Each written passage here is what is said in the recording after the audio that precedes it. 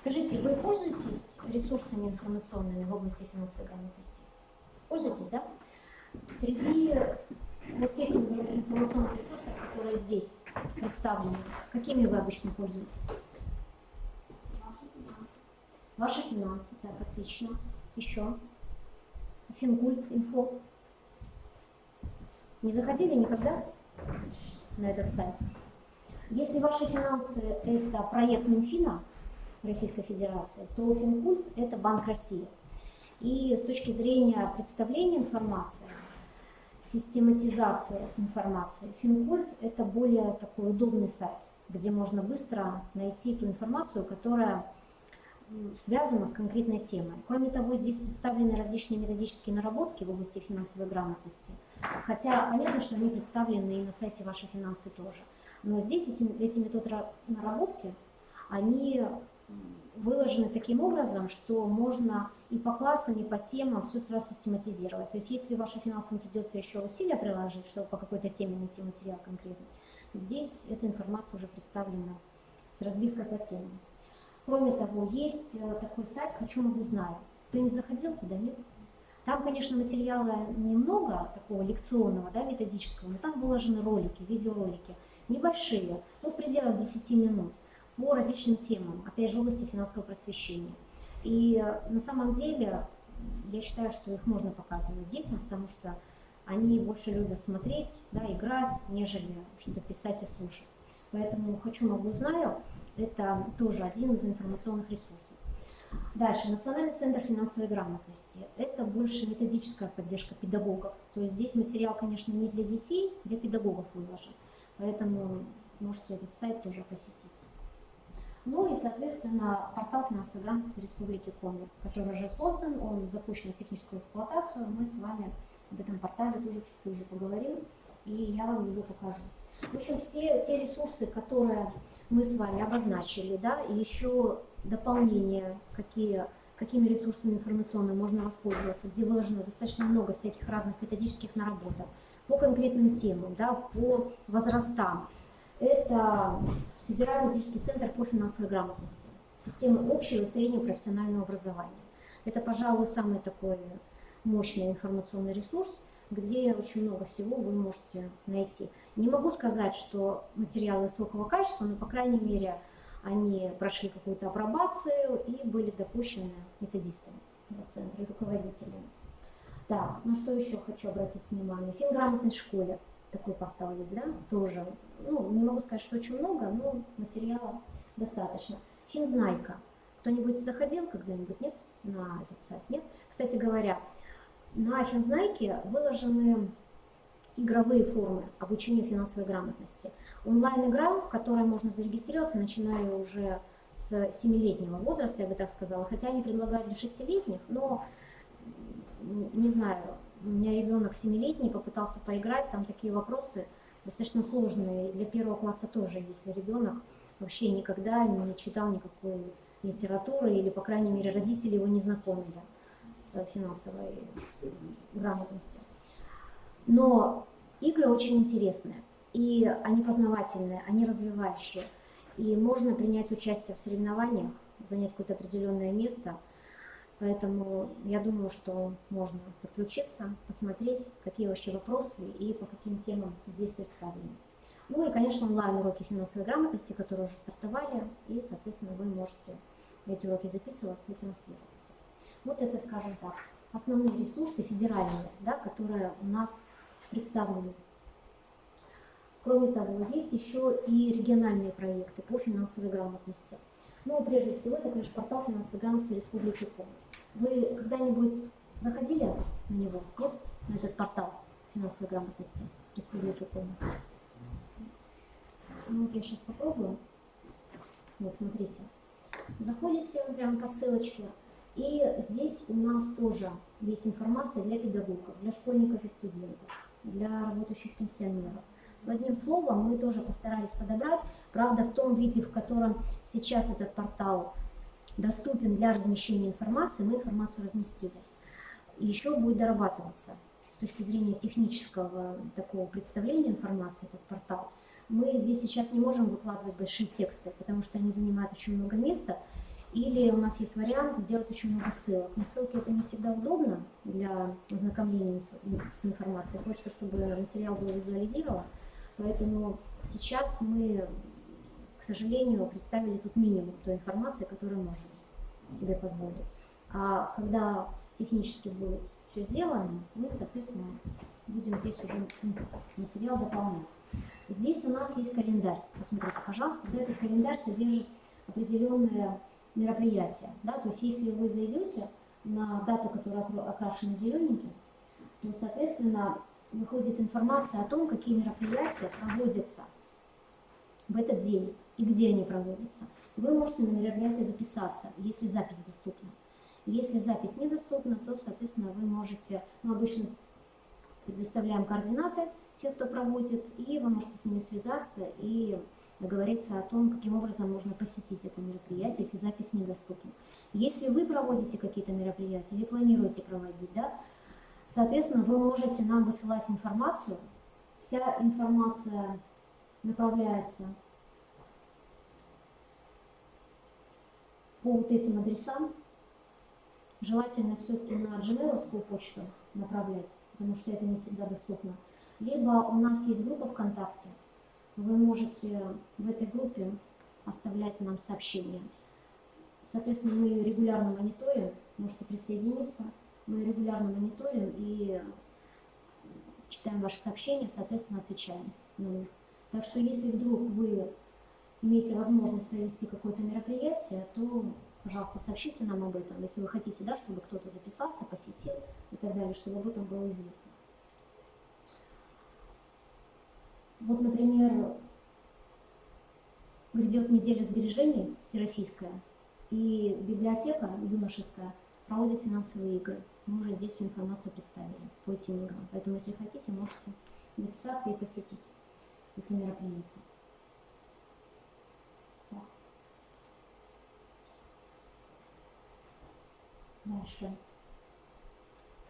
Кроме этого портала есть еще всевозможные центры ресурсной финансовой грамотности региональные. Здесь я вам дала ссылочки на те сайты, которые я считаю наиболее насыщенной полезной информацией. Походите, посмотрите, может быть, много для себя полезного там найдете. Еще на что хочу обратить ваше внимание, проводятся конкурсы. Да? Мы недавно закрыли конкурс «Секреты денежки», определили победителей, информация представлена была на портале финансовой грамотности наша. Сейчас у нас впереди конкурс, я думаю, что Зимина Ирина Валерьевна вам говорила об этом. Конкурс метод разработок, развития финансового образования. Слышали о нем, да? Знаете? Информация представлена на портале, срок представления документов до 19 октября, но если вдруг, да, так получится, что вы не успеете, да, то мы вам дадим неделю, чтобы вы подготовили, завершили свой материал и, соответственно, могли его нам направить для участия в этом конкурсе. У нас призовой фонд следующий, вот видите, да, какой. И, кроме того, все ваши разработки, они будут опубликованы в Ринцевском сборнике, то есть мы будем делать сборник метод разработок и проектных разработок и публиковать его в Ринце. Еще один конкурс, который пока еще у нас не объявлен, но мы уже знаем, что он будет запущен в ближайшее время. Сейчас только нужно подписать приказ Министерства образования. Это конкурс для молодежи арт-пространства, финансов. Как только у нас приказ будет подписан, мы его также разместим на нашем портале, всю информацию представим на нашем портале, но уже вы можете информировать учащихся о том, что здесь достаточно такие внушительные призы.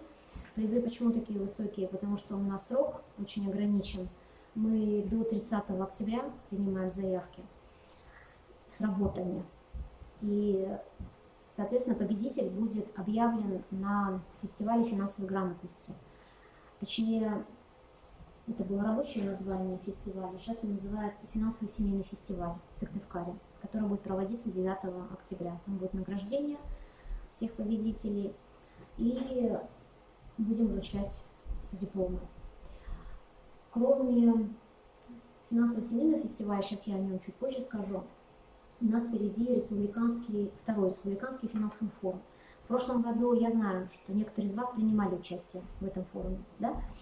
Сейчас у нас, скажем так, разворачивается площадка. Мы будем проводить это мероприятие и в Ухте, и в Вильгарте, и, может быть, еще какой-то муниципалитет подхватим. Ну и понятно, что все основные действия будут происходить на площадке Республиканской академии госслужбы, к нам подключается Степкатский госуниверситет, там тоже будут площадки, и Академия наук, они тоже организуют свои площадки. У нас будет 3 зоны: дискуссионная, игровая и, соответственно, консультационная зона. Можно будет получить, опять же, очень много полезной информации, поучаствовать. Как только программа будет утверждена, форума, сейчас она завершена практически на 90%, мы вам разошлем всю информацию, и, соответственно, вы сможете принять участие. Если не захотите выступать на какой-то площадке, ну это не обязательно, вы можете просто с детьми посетить какой-то или коллективом, да, педагогическим, или сами просто присутствовать в работе, принять участие в работе какой-то площадки, игровой, либо дискуссионной. Консультационная зона, она будет работать в течение всего дня, пока будет работать форум. И консультации будет оказывать пенсионный фонд, налоговая, страховые организации, банки. Одним словом, я думаю, что тоже очень много полезного вы для себя узнаете. Ну и самое главное, что у нас впереди, это фестиваль. Семейный финансовый фестиваль, который будет проходить в Сыктывкаре 9 ноября. Здесь ссылочка на этот фестиваль. Если будете участвовать, зайдите, зарегистрируйтесь. Это образование в режиме развлечений. То есть очень много у нас будет площадок и лекций, но это лекции, знаете, не такие, как вот пришли, послушали, да, кого-то вот такого, как я, например, да, а буквально 15-20 минут. У нас все эти мероприятия лекционные будут модерировать диджей Европа Плюс. Так что будет интересно, я думаю, познавательно, и максимум полезной информации, минимум теории будет там. Поэтому, если вдруг будут какие-то вопросы, опять же, можете с нами связываться, и мы по возможности будем вас сопровождать. Сейчас мы уже подготовили письмо все образовательные учреждения с информированием о том, какие будут площадки. Очень много площадок для детей, игровые формы обучения финансовой грамотности. Так, ну, если вопросов у вас нет, тогда мы, наверное, с вами непосредственно перейдем к нашей теме. Да, конечно, хорошо. Здравствуйте всем еще раз. Кто не был на прошлой площадке 23 сентября, или может в нашем центре на Полоне 46, у нас такой документ еще. Тут необходимо записать номер школы и какие мероприятия проводятся в ваших школах по финансовой грамотности. И хотели бы вы какие-то консультации дополнительно получить от наставника. Если такое есть тема, тоже на листочке, напишите, пожалуйста. Кто если писал уже такой источник заполнил, то можете не писать. Если кто-то первый раз пришел, листочек. И если запишите, пожалуйста, не забыл.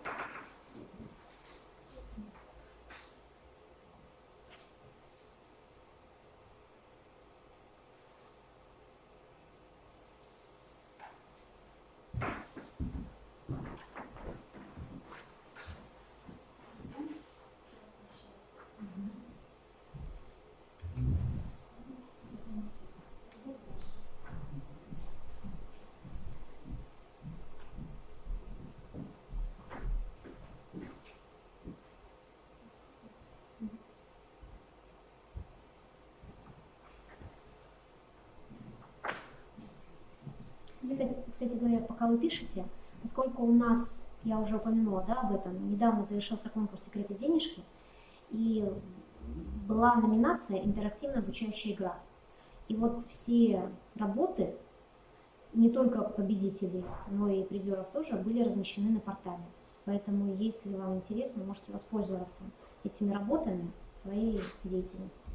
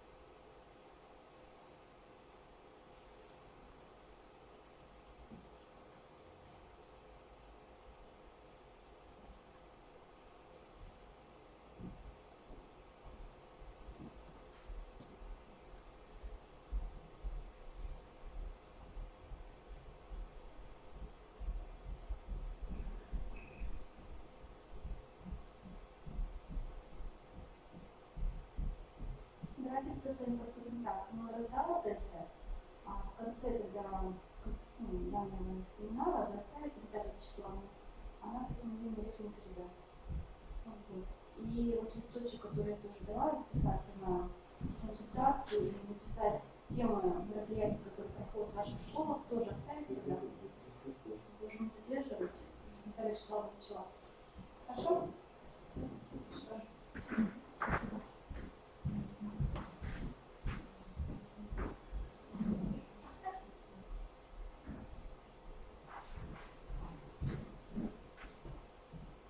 Так, ну что, мы можем с вами продолжить, да? Значит, наша тема сегодня с вами инвестиции и сбережения. Скажите, я понимаю, что вы все преподаете разные, да, скорее всего, учебные дисциплины. Каким-то образом эта тема вписывается в ваши дисциплины или нет? Вы например, вы какую дисциплину преподаете? Ну, и, допустим, в классе у нас есть большой раздел экономический. Как раз там бюджет, как обогатиться. Ага, как обогатиться, да? То есть бюджет получается семейный, да? Семейный бюджет. Угу. Хорошо, а еще? Другие? Вообще сложнее, 5 класс, пожалуйста, тот же самый семейный бюджет, потом 8, даже экономика, по целому. Там, естественно, все. Темы такими образом затрагиваются. Так, а 33-е?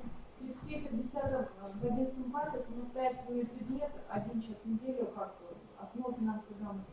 Прямо целая дисциплина, да? Основа финансовой грамотности. Да, тут расчет, по идее, программа была изначально взята, можно за 1 год пройти, но они растянули на 2. Ну, так получилось. 10-11. 10-11, да. А учебник? Учебник, Почему учебник? А, да? Не знаю. Да? Горяев, Горячев, Горяев. А, Горяев и Чумаченко, да? Да, Ага. Горяев и Чумаченко. Понятно. Ясно. Но это разработка и поддержка, скажем так, Банка России, поэтому понятно, с какой стороны они заходят. Просто каждый автор заходит со своей стороны. Но в целом, если следовать каким-то там, да, если следовать компетентностному подходу, то инвестиции и сбережения – это немного разные вещи. Да? То есть, когда мы говорим о сбережениях, для нас самое главное что? Создать финансовую подушку безопасности, и эти средства могут быть, конечно, куда-либо вложены, но это должны быть инструменты высокой надежности, высокой ликвидности и, соответственно, при этом невысокой доходности, потому что чем выше риск, тем выше и доходность тоже. Но если уж риск невысокий, значит понятно, что и доходность достаточно низкая. А инвестиции – это те средства, которые, в принципе, мы копим без какой-то определенной цели.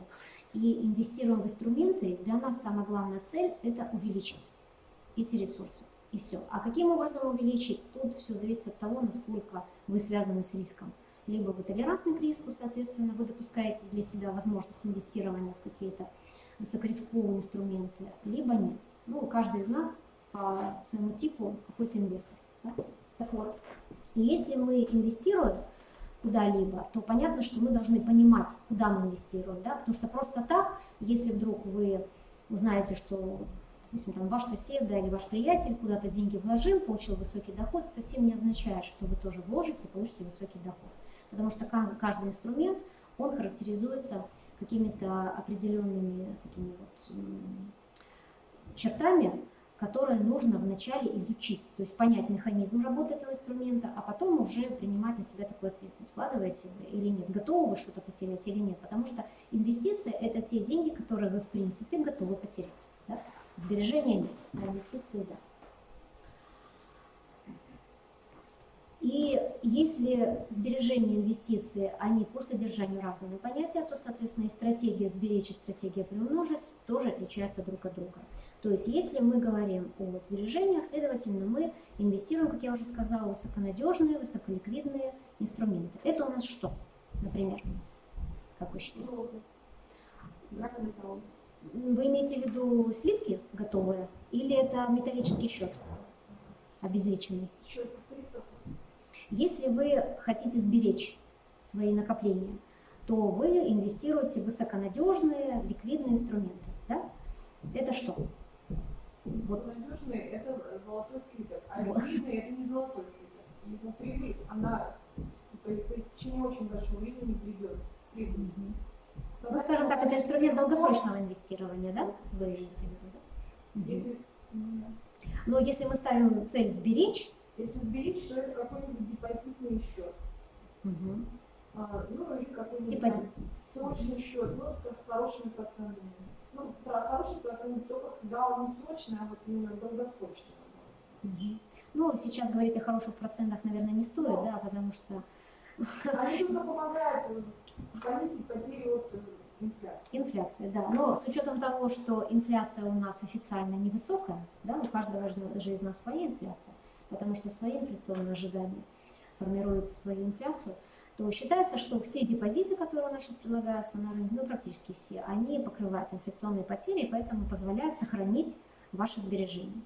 Хотя на самом деле это, конечно, еще по поводу далеко не так. наиболее выгодное, наверное, это вложение в недвижимость. Причем не очень дорогое. Но вы знаете, с точки зрения анализа долгосрочных каких-то там трендов, да, которые у нас есть, можно прийти к выводу, что инвестиции в недвижимость не такие уж и доходные. Да. Потому что недвижимость сопровождается чем? Необходимо следить за состоянием, да, содержать и так далее. И получается, что и на самом деле инвестиции в недвижимость не всегда доходны. Можно даже сказать, чаще не столь доходные, как тот же депозит. Да, конечно, мы говорим о сбережениях. Музей, по крайней мере, не так быстро обесцениваются. А вот с целью приумножения, к сожалению, недвижимость сейчас вкладывают невыгодно ни как в России, ни за рубежом. Но насчет сбережения капитала при инвестировании, скажем так, в недвижимость, да, тут тоже не всегда оправдано, потому что если вы, допустим, приобретаете то же самое жилье, да, в надежде его спустя какое-то время продать, рынок может просесть, и вы вообще можете не продать, да, все, что вы вложили, на самом деле вы можете даже потерять, даже не то, что сохранить, да, а потерять. Ну, одним словом, если мы с вами говорим о сбережениях, то, как правило, эта стратегия, она требует минимум знаний. Почему? Потому что чаще всего это что? Это сохранить деньги и сформировать финансовую подушку безопасности. Кстати говоря, знаете размер этой финансовой подушки безопасности, какой должен быть? Около 3 от 3 до 6. Да, считается классически, да, классически от 3 до 6. Но сейчас уже я вот обращаю внимание на то, что специалисты, консультанты финансовые говорят минимум 12 ваших ежемесячных расходов, причем не доходы, да, ежемесячных, то есть те деньги, которые вы тратите на расходы, они должны лежать в финансовой подушке безопасности. Для того, чтобы постраховать вас на тот случай, если вы, понятно, остаетесь без работы, если вы заболели, если вы переезжаете, у вас какие-то временные трудности и так далее. Да? Вот это, скажем так, финансовая подушка безопасности. И формировать ее необходимо до тех пор, пока вы не сформируете. То есть, когда вы получаете доход, вам вначале нужно отложить что-то, чтобы направить это на формирование финансовой подушки безопасности или просто направить на какие-то сбережения, а потом все, что осталось, тратить. То есть сначала нужно отложить, да, так говорят консультанты. Так вот, если мы с вами выбираем стратегию сбережения, то на сегодняшний день считается, что наиболее надежными инструментами инвестирования являются у нас вклады или депозиты, да, депозитные сберегательные сертификаты и обезличенные металлические счета. Вот три основных инструмента, которые на сегодняшний день считаются, скажем так, близкими к надежным финансовым инструментам. И понятно, что любой финансовый инструмент, он характеризуется ликвидностью, как я уже сказала. Ликвидность – это способность быстро обращаться в денежные средства, это доходность, то есть какой уровень прибыли он нам дает, этот инструмент, и, соответственно, риск, то есть какие потери мы можем понести, если вдруг этот инструмент с точки зрения доходности себя не оправдал. Но чем выше риск, тем выше доходность. Это правило работает всегда. Ну, теперь давайте мы с вами вкратце рассмотрим каждый из этих вариантов сбережения. То есть если мы рассказываем детям о том, как сберегать, да, то сберегать у нас можно в основном с помощью этих инструментов.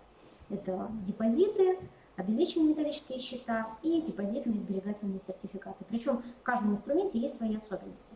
Но о депозитах вы более-менее знаете, да, наверняка. То есть здесь особо вдаваться в подробности не надо, потому что каждый из нас наверняка имеет депозит, да, в банке.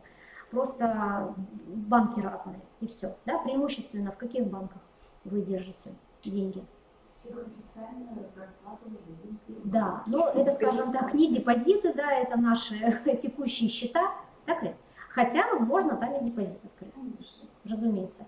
Но Сбер, как и любой банк с государственным участием, он отличается чем? Ставки там какие? Низкие, конечно. Ставки очень низкие, да, разумеется. То есть, если банк является небольшим по размеру, да, если это коммерческий банк, то, соответственно, он предлагает более высокие ставки. Но, опять же, они не намного выше. Может быть, там максимум на 2 пункта, 2-3. Хотя есть депозиты, которые предполагают и инвестирование сразу, то есть какая-то часть у нас уходит, допустим, там в какой-то страховой продукт, да, инвестиционный, а другая часть остается на депозите. Между ними должно быть определенное соотношение, только в этом случае вы получаете повышенный доход. Но такими инструментами мы, если мы хотим сберечь капитал, да, мы не можем инструмент рассматривать как надежный. Потому что мы, даже если знаем, с какой страховой компанией работает банк, мы не уверены, что этой страховой компании в любой момент не может быть отозвана лицензия. А если у страховой компании отозвана лицензия, это значит все, что вы, да, имеете по страховому полису, потеряно на самом деле. То есть у вас есть 45 дней на возникновение страхового случая. Если этот случай не возник, значит все, что вы внесли, вы потеряли. Да? Когда мы рассказываем о депозитах, что самое главное, какие характеристики, на что надо обращать внимание? Прежде всего, это валюта, в которой открывается депозит. Как вы думаете, в какой валюте можно открыть депозит? Ну, вот именно, что в любой. То есть самая такая популярная валюта, это у нас что? Рубли, доллары, евро. Да, это самая популярная валюта. Хотя, если вы придете в Сбербанк, если вы какой-нибудь VIP-клиент, вам откроют там в чем угодно, да, этот самый депозит. Поэтому на самом деле все по договоренности. Дальше, срок депозита. Он может быть срочный, соответственно, это может быть вклад до востребования. Если это вклад до востребования, то понятно, что проценты всегда какие? Очень низкие, очень. Там буквально, не знаю, 0,2-0,3% годовых. Да, годовых. Почему? Потому что вы в любое время можете деньги забрать, и банк не может на них рассчитывать. Поэтому он вам обеспечит очень низкую доходность. Доходность по депозиту мы уже обсудили, она может меняться в зависимости от того, с госучастием или без государственного участия. Способы начисления процентного дохода тоже могут быть разные, то есть проценты могут начисляться раз в год, да? Проценты могут начисляться, допустим, ежемесячно, проценты могут начисляться по окончании срока. Как правило, если по окончании срока, то они всегда более высокие, чем все остальные варианты начисления процентного дохода. Почему, как вы думаете? В конце срока всегда выше процент, чем если, допустим, вы вложили. Того, что вы внесли деньги в течение периода, пока не понравится. И еще здесь, знаете, что добавляется? Что в любой момент у банка может быть отозвана лицензия. Да? А, соответственно, если у него отозвана лицензия, значит, вы никакие проценты что? Не получаете. Правильно? Потому что проценты в конце срока. Следовательно, вы принимаете на себя какой-то риск. Есть же страхование вклада, до 700 тысяч нам гарантируют. 1 400 000. 1 400 000. Сам вклад, да, а проценты, да. То есть, смотрите, если вам банк начисляет проценты ежемесячно, соответственно, эти проценты вы либо получили, сняли, да, с текущего счета, либо вы присоединили к вкладу, соответственно, сумма вклада увеличивается. То есть проценты уже каким-то образом повлияли на размер того, что вы вложили первоначально. А если вы вложили деньги в депозит, по которому проценты начислятся только в конце года, а лицензию отобрали, допустим, в середине, это значит, что вы на проценты рассчитывать не можете. То есть сколько вложили, столько и получили. Поэтому здесь, когда вы открываете такой вклад, вы берете на себя определенный риск. И за этот риск вам банк обещает более высокие проценты, но в конце срока. То есть периодичность начисления тоже разная. Возможность пополнения. Можно пополнять, можно не пополнять. Как правило, сейчас банки очень сильно ограничивают сроки пополнения. Допустим, открыли, пополнять можете в течение месяца. Все, не более, да, или там максимум 3 месяца. Редко какие банки дают возможность пополнять в течение там, всего периода, да, на который вы открываете вклад. Опять же, почему? Потому что вы пополняете, сумма растет, проценты опять же тоже растут, и это не всем банкам интересно. Доходность по депозиту при расторжении вклада. Есть такие депозиты, которые позволяют получить какой-то определенный процент при досрочном расторжении. Тоже, да, это характеристика депозита. Ну и возможность пролонгации депозита. Пролонгация – это значит автоматическое продление на тех же условиях. Именно тех же условиях. Да? То есть, если, допустим, срок закончился, да, вы деньги не забрали, то автоматически идет пролонгация на тех же условиях. Но сейчас банки таких возможностей не предоставляют, потому что ключевая ставка все время меняется, к ней привязана ставка по депозитам у всех банков. И если, допустим, в этом году проценты выше, в следующем году они, конечно, уже будут ниже. Потому что если в начале этого года ключевая ставка была около 8, сейчас она 7. Да, понимаете, 1 процентный пункт – это серьезно для всех банков. Вот на эти характеристики необходимо прежде всего обращать внимание. Да? Но мы с вами уже говорили о том, что проценты могут начисляться определенной периодичностью, и, соответственно, проценты могут капитализироваться. Что значит капитализироваться? Суммируется вместе с суммой, которая лежит на вкладе, и следующий процент начисляется уже на эту Да, сумму да. с плюсом тех Да. предыдущих. И это уже сложная схема начисления процентов. Да? Вот когда мы рассказываем, у нас эта дисциплина в Академии госслужбы на первом курсе «Основы финансовой грамотности». И когда мы первокурсникам рассказываем о том, что есть простая и есть сложная схема начисления процентов, очень многие нас удивленно смотрят, да? Не понимают, что такое простая, что такое сложная. Когда начинаешь объяснять, вроде как вспоминают. Так, если, предположим, у нас есть капитализация, да, вот представляете себе, каждый банк предлагает свою процентную ставку, да, соответственно, свою схему начисления процентов, как сравнить доходность различных банков. Для этого используется такое понятие, как эффективная процентная ставка. Что значит эффективная процентная ставка? Наверняка сталкивались с таким понятием. Кстати говоря, допустим, если вы открываете депозит в Сбере, у них даже расчет идет. Ставка по депозиту такая-то, эффективная такая-то. Обращали к нему внимание, нет? Не анализировали, нет, не обращали. Эффективная ставка – это та ставка, которая позволяет сравнить доходность по депозитам с различными условиями начисления процентов. То есть, допустим, один банк предлагает 8%, хотя это сейчас космос, конечно, но тем не менее, один банк предлагает 8% раз в год, другой банк предлагает 7,5%, но и ежемесячное начисление. Так вот, когда вы вот эту вот ставку 7,5%, да, с ежемесячным начислением переведете к годовой, то есть к эффективной процентной ставке, вы сможете сравнить вот те 8, которые раз в год, и, соответственно, вот эту ставку. То есть это ставка, которая позволяет сравнивать различные условия предоставления. И эффективная процентная ставка, она рассчитывается вот по такой формуле. И тут, соответственно, сразу пример, да, я привела. То есть если вкладываете, допустим, 100 тысяч, да, под 7% годовых с ежемесячным начислением, это все равно, что вложить те же самые 100 тысяч, но под ставку 7,23. То есть либо 7 с ежемесячным, либо 7,23 один раз в год. И все, вы получите тот же самый доход. Ясно, да? Что такое эффективная процентная ставка? Кстати говоря, есть вот такие вот агрегаторы, да, это Банки.ру и Сравни.ру. Это порталы, где собирается очень много полезной информации, которая позволяет в том числе, да, и с помощью различных калькуляторов проводить сравнения.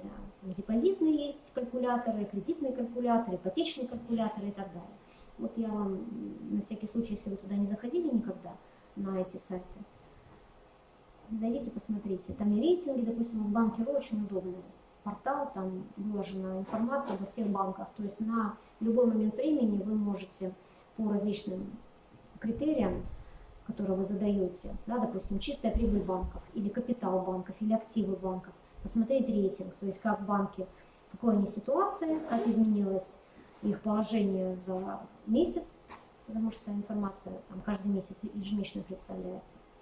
и сделать для себя какие-то выводы, какой упал в рейтинге, какой, соответственно, поднялся. Да? И там же всевозможные советы, то есть лучше, допустим, депозитные стратегии, которые вы можете для себя выбрать, или что-то еще. Так, знаете, да, что доходность по депозитам не облагается НДФЛ. Облагается только в том случае, если ставка по депозиту на 5 пунктов превышает ключевую ставку. Но сегодня 12% ни один банк не дает. Поэтому даже если 12, еще облагаться НДФЛ все это не будет. Если превышает 5 пунктов, то тогда уже идет обложение и по ставке 35% облагается. Ну и понятно, что банк является налоговым агентом, поэтому он сразу переводит эти деньги в бюджет. То есть вы уже только в своем личном кабинете, у вас есть личный кабинет на сайте налоговой, да? Вы уже только в личном кабинете можете увидеть справка и, соответственно, для себя посмотреть, сколько, какой размер НДФЛ был перечислен. Вот у нас, допустим, банк Югра пока был такой период, 2014 год, когда они давали очень высокие, так ключевая ставка подскочила до 17,5%, и давал очень высокие проценты этот банк. И вот как раз переводились. Тогда как раз еще в этот период были высокие процентные ставки у Траста. 14% было с половиной. 14 по сравнению с ключевой ставкой 17,5, это не так много. Ну все же. Ну все же. А в Югре можно было 26-28 получить. Кошмар. Да. Вот кто успел открыть депозиты в это время, они очень хорошо наварились. Банк Югра только появился, и сразу у него вкладчиков было огромное количество. Да, он не разорился, его разорили, скажем так. Какими рисками сталкивается владелец депозита? Несмотря на то, что это самый надежный инструмент на сегодняшний день сбережений, тем не менее риски все равно определенные есть. И, соответственно, эти риски вы можете увидеть. Я уже озвучивать не буду, потом презентация у вас будет, вы можете с ней более подробно ознакомиться. Так, дальше следующий инструмент – депозитные сберегательные сертификаты. Есть такой инструмент. Кстати говоря, у кого-нибудь из вас есть депозитные сберегательные сертификаты? Мы такого даже не знаем. Сберегательные сертификаты – это то, что предназначено для физических лиц. Депозитные сертификаты только для юридических лиц. То есть имейте в виду, да, иногда путают, считают, что депозитные сертификаты – это физлица, потому что слово депозит, да, сберегательные – это юридические лица. На самом деле нет. Сберегательный сертификат получается как ценная бумага. Да. От Сбербанка. Да. И вот процент тоже начисляется, но он начисляется ровно один раз в год, день в день он это делал. Потом через год должен прийти владелец как бы подтвердить то, что он продолжает владеть этим сертификатом. Его, в принципе, можно вернуть, продать. Можно, но тогда проценты будут выплачены по ставке до востребования. Нет, продать, ну, бывает так, что вот у меня есть собственница, которая владеет этими сберегательными сертификатами, она напросто, когда ей нужны срочные деньги, она их продает, меняет на наличность, либо там. У нее именной или на предъявителя? Да, У нее именной, да? Сейчас но есть еще до востребования, в смысле, на предъявителя, Да. да? Сейчас запрещено. Вообще с июня 2018 года запрещено выпускать сберегательные сертификаты на предъявителя, только именные. Почему? Потому что они с июня 2018 года вошли в систему страхования вкладов, эти сберегательные сертификаты. И поскольку требуется, чтобы он обязательно был именной, то, соответственно, пока только Сбербанк дает эти сберегательные сертификаты. Это действительно ценная бумага. Здесь не открывается никакой счет, в отличие от депозита. То есть, если депозит предполагает открытие счета, здесь никакого счета не открывается. Здесь вы вносите деньги, то есть покупаете фактически ценную бумагу на какой-то определенный срок, максимум 3 года. И спустя это время вы можете, соответственно, получить деньги вместе с процентами, которые указаны. И здесь очень важный момент. Какой? То, что эти проценты, они, как правило, выше, чем ставка процента по депозиту, как правило.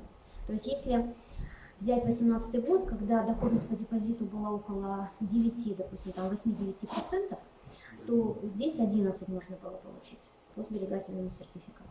Он тоже считается надежным. Почему? Потому что сейчас, на сегодняшний день, эти сертификаты дает только Сбербанк, больше никто. То есть сейчас в Сбербанке средняя процентная ставка, если по вкладу иметь в виду 5%. Ну, где-то 5-6, да. Ну, с учетом Еще не каждый 5 получит. С учетом эффективной процентной ставки, да, я только вчера заходила, видела 6. Это 6. Так вам пишут. Это как я говорил в предыдущий раз, когда мы с вами встречались. для того, чтобы получить процентную ставку в определенном в Газпромбанке 8,3%, нужно выполнить кучу условий, и то не факт, что ты ее получишь. Но это инвестиционное страхование жизни подключается еще. Вы это, наверное, имеете в виду. Нет, без этого. Ну ладно, это на самом деле тут Это очень крупная сумма, что каждый инструмент, ну понятно, разумеется, каждый депозит и вообще любой инструмент характеризуется каким-то минимальным порогом вхождения. Но я точно могу сказать, что вчера я делала 6. 6,4. Вот здесь какая процентная ставка будет? А тут нужно на сайте, это не публикуется. Это вы идете в банк и узнаете. Потому что ставка может меняться каждый день. В зависимости от Минимальная стоимость. Минимальная стоимость тоже определяется банком, но, как правило, там порог вхождения невысокий, от 1000 рублей был. Где-то 1000 можно было Нет, они провести. гораздо выше, гораздо дороже. Нет, на самом деле можно зайти на сайт Сбербанка и посмотреть. У них условия, если сейчас выложены, я не могу точно сказать, но если мы будем делать перерыв, я зайду посмотрю. Дядя Герман ничего так просто продавать не будет. Так, Самым крупным банком России владеет казахстанский немец. Какой кошмар. что делать?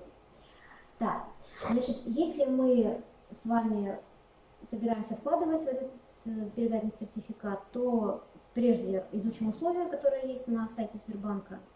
Если будет перерыв, зайдем посмотрим. Но срок минимально 3 месяцев, до 3 лет. 3 года это максимум. Так, вопросы по этому Нет, сертификату? Значит, с 1 июня они включаются в систему страхования вклада.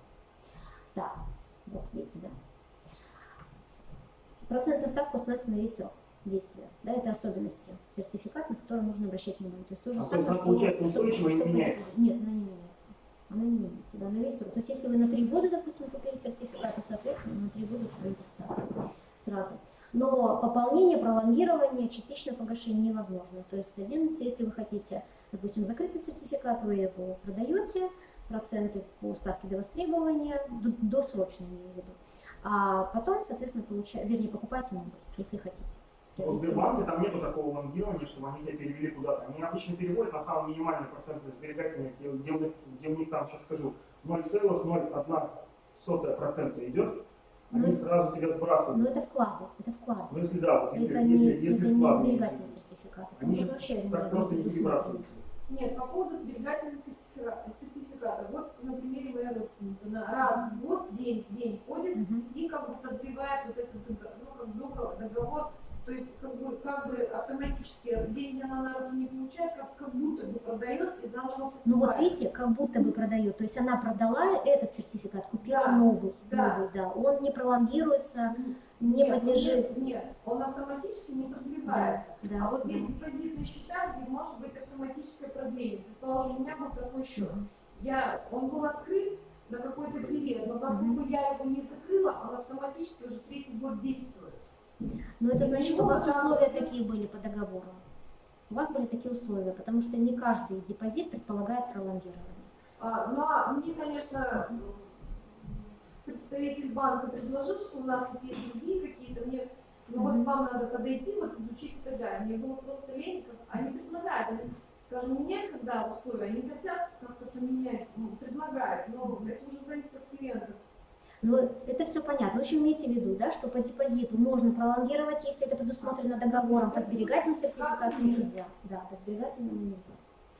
Так, дальше. Еще один инструмент, который считается надежным, это обезличенный металлический счет. Это не приобретение слитка золотого, это внесение денег, которые меняются на какое-то определенное количество драгоценного металла.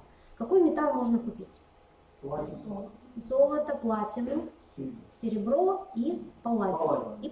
Да, 4 основных металла можно купить. Купить по курсу, который сложился на сегодняшний день у этого банка.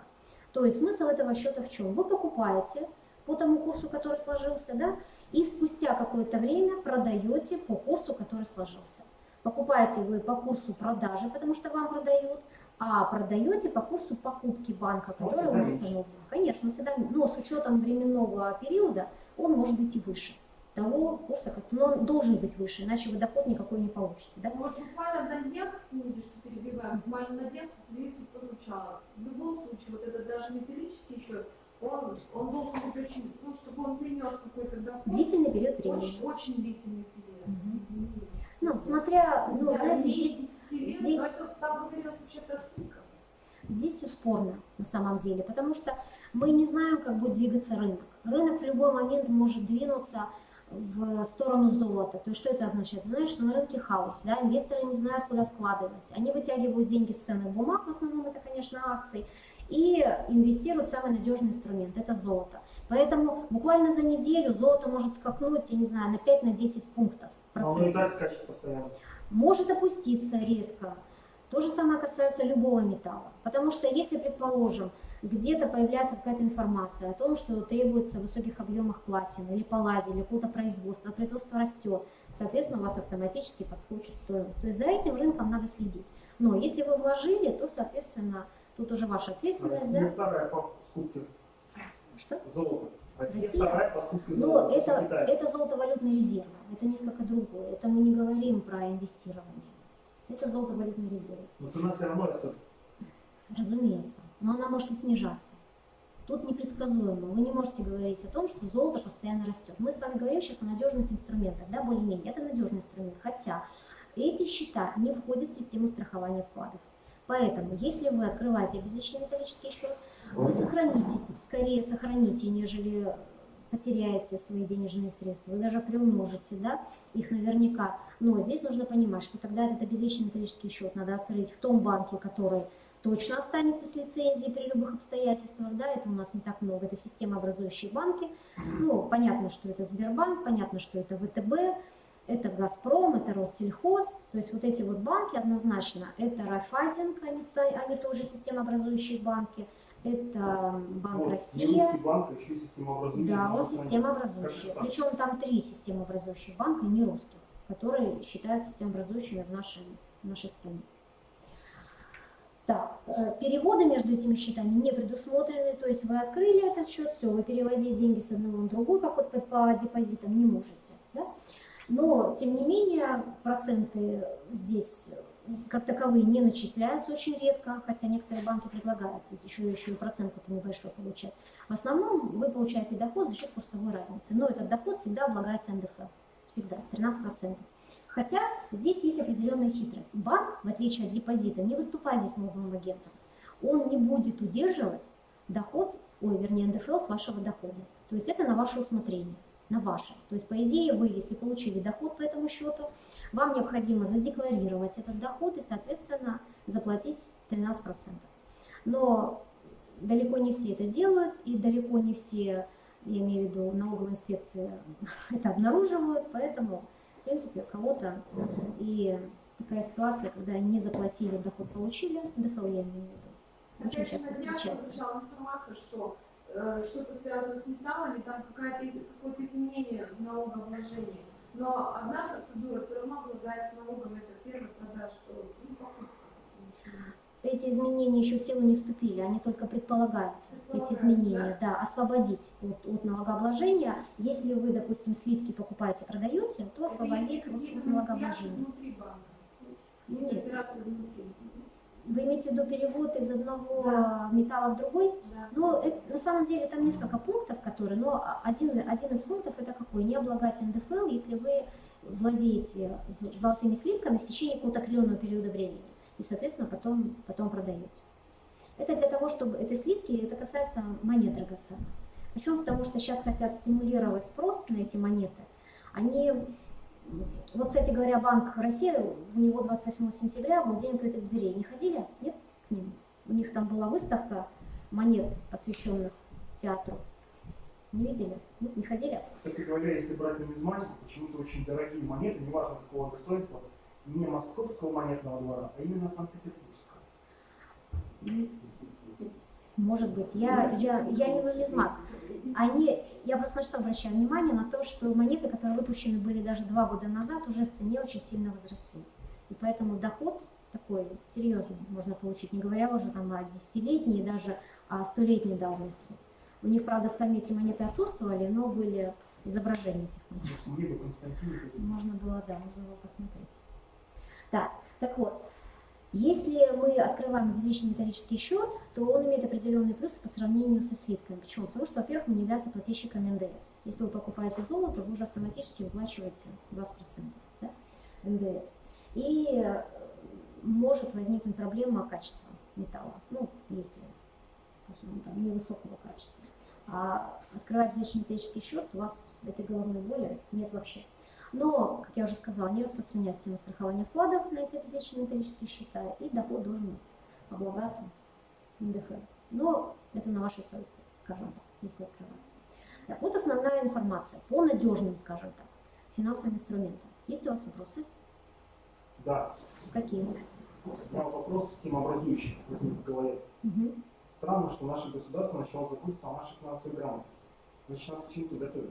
Конечно, к жизненной пенсии, я вам точно могу сказать. Нет, вопрос к чему? Скорее всего, скоро будет какой-то очень серьезный финансовый катаклизм.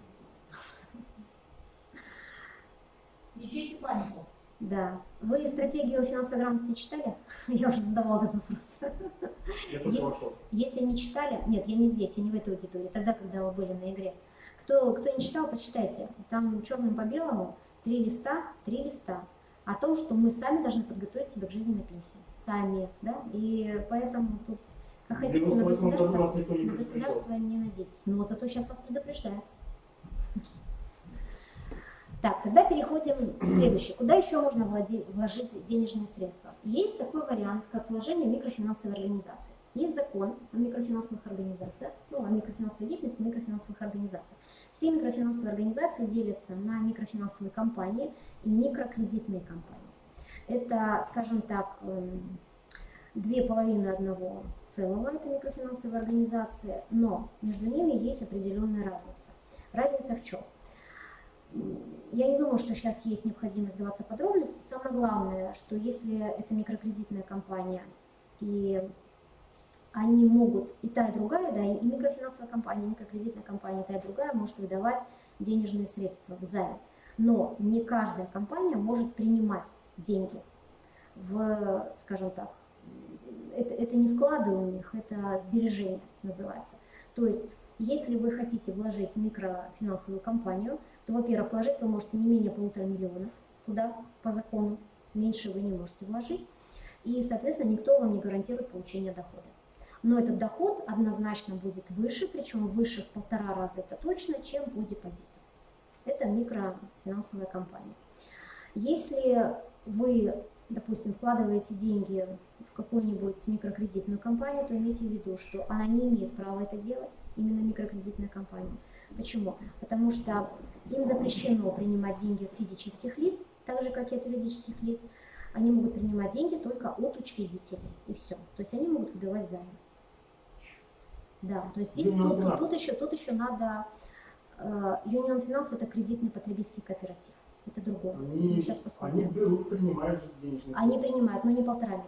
Нет, они мелочь принимают. Это потому что это потребительский кооператив, это не микрофинансовая организация. Они дают 12% последний раз идут.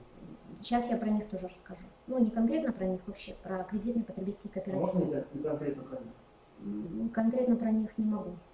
Это реклама? Ну, это не то, что реклама, это... Да, наверное, да, больше антиреклама.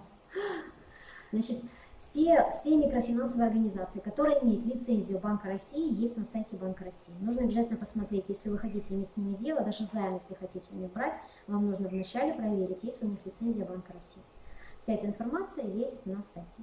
Но имейте в виду, что эти вклады не застрахованы, в системе страхования вкладов их нет, это однозначно. Они говорят о том, что все застраховано, но застраховано за счет того страхового резерва, который они создают самостоятельно. Как правило, он очень маленький, очень.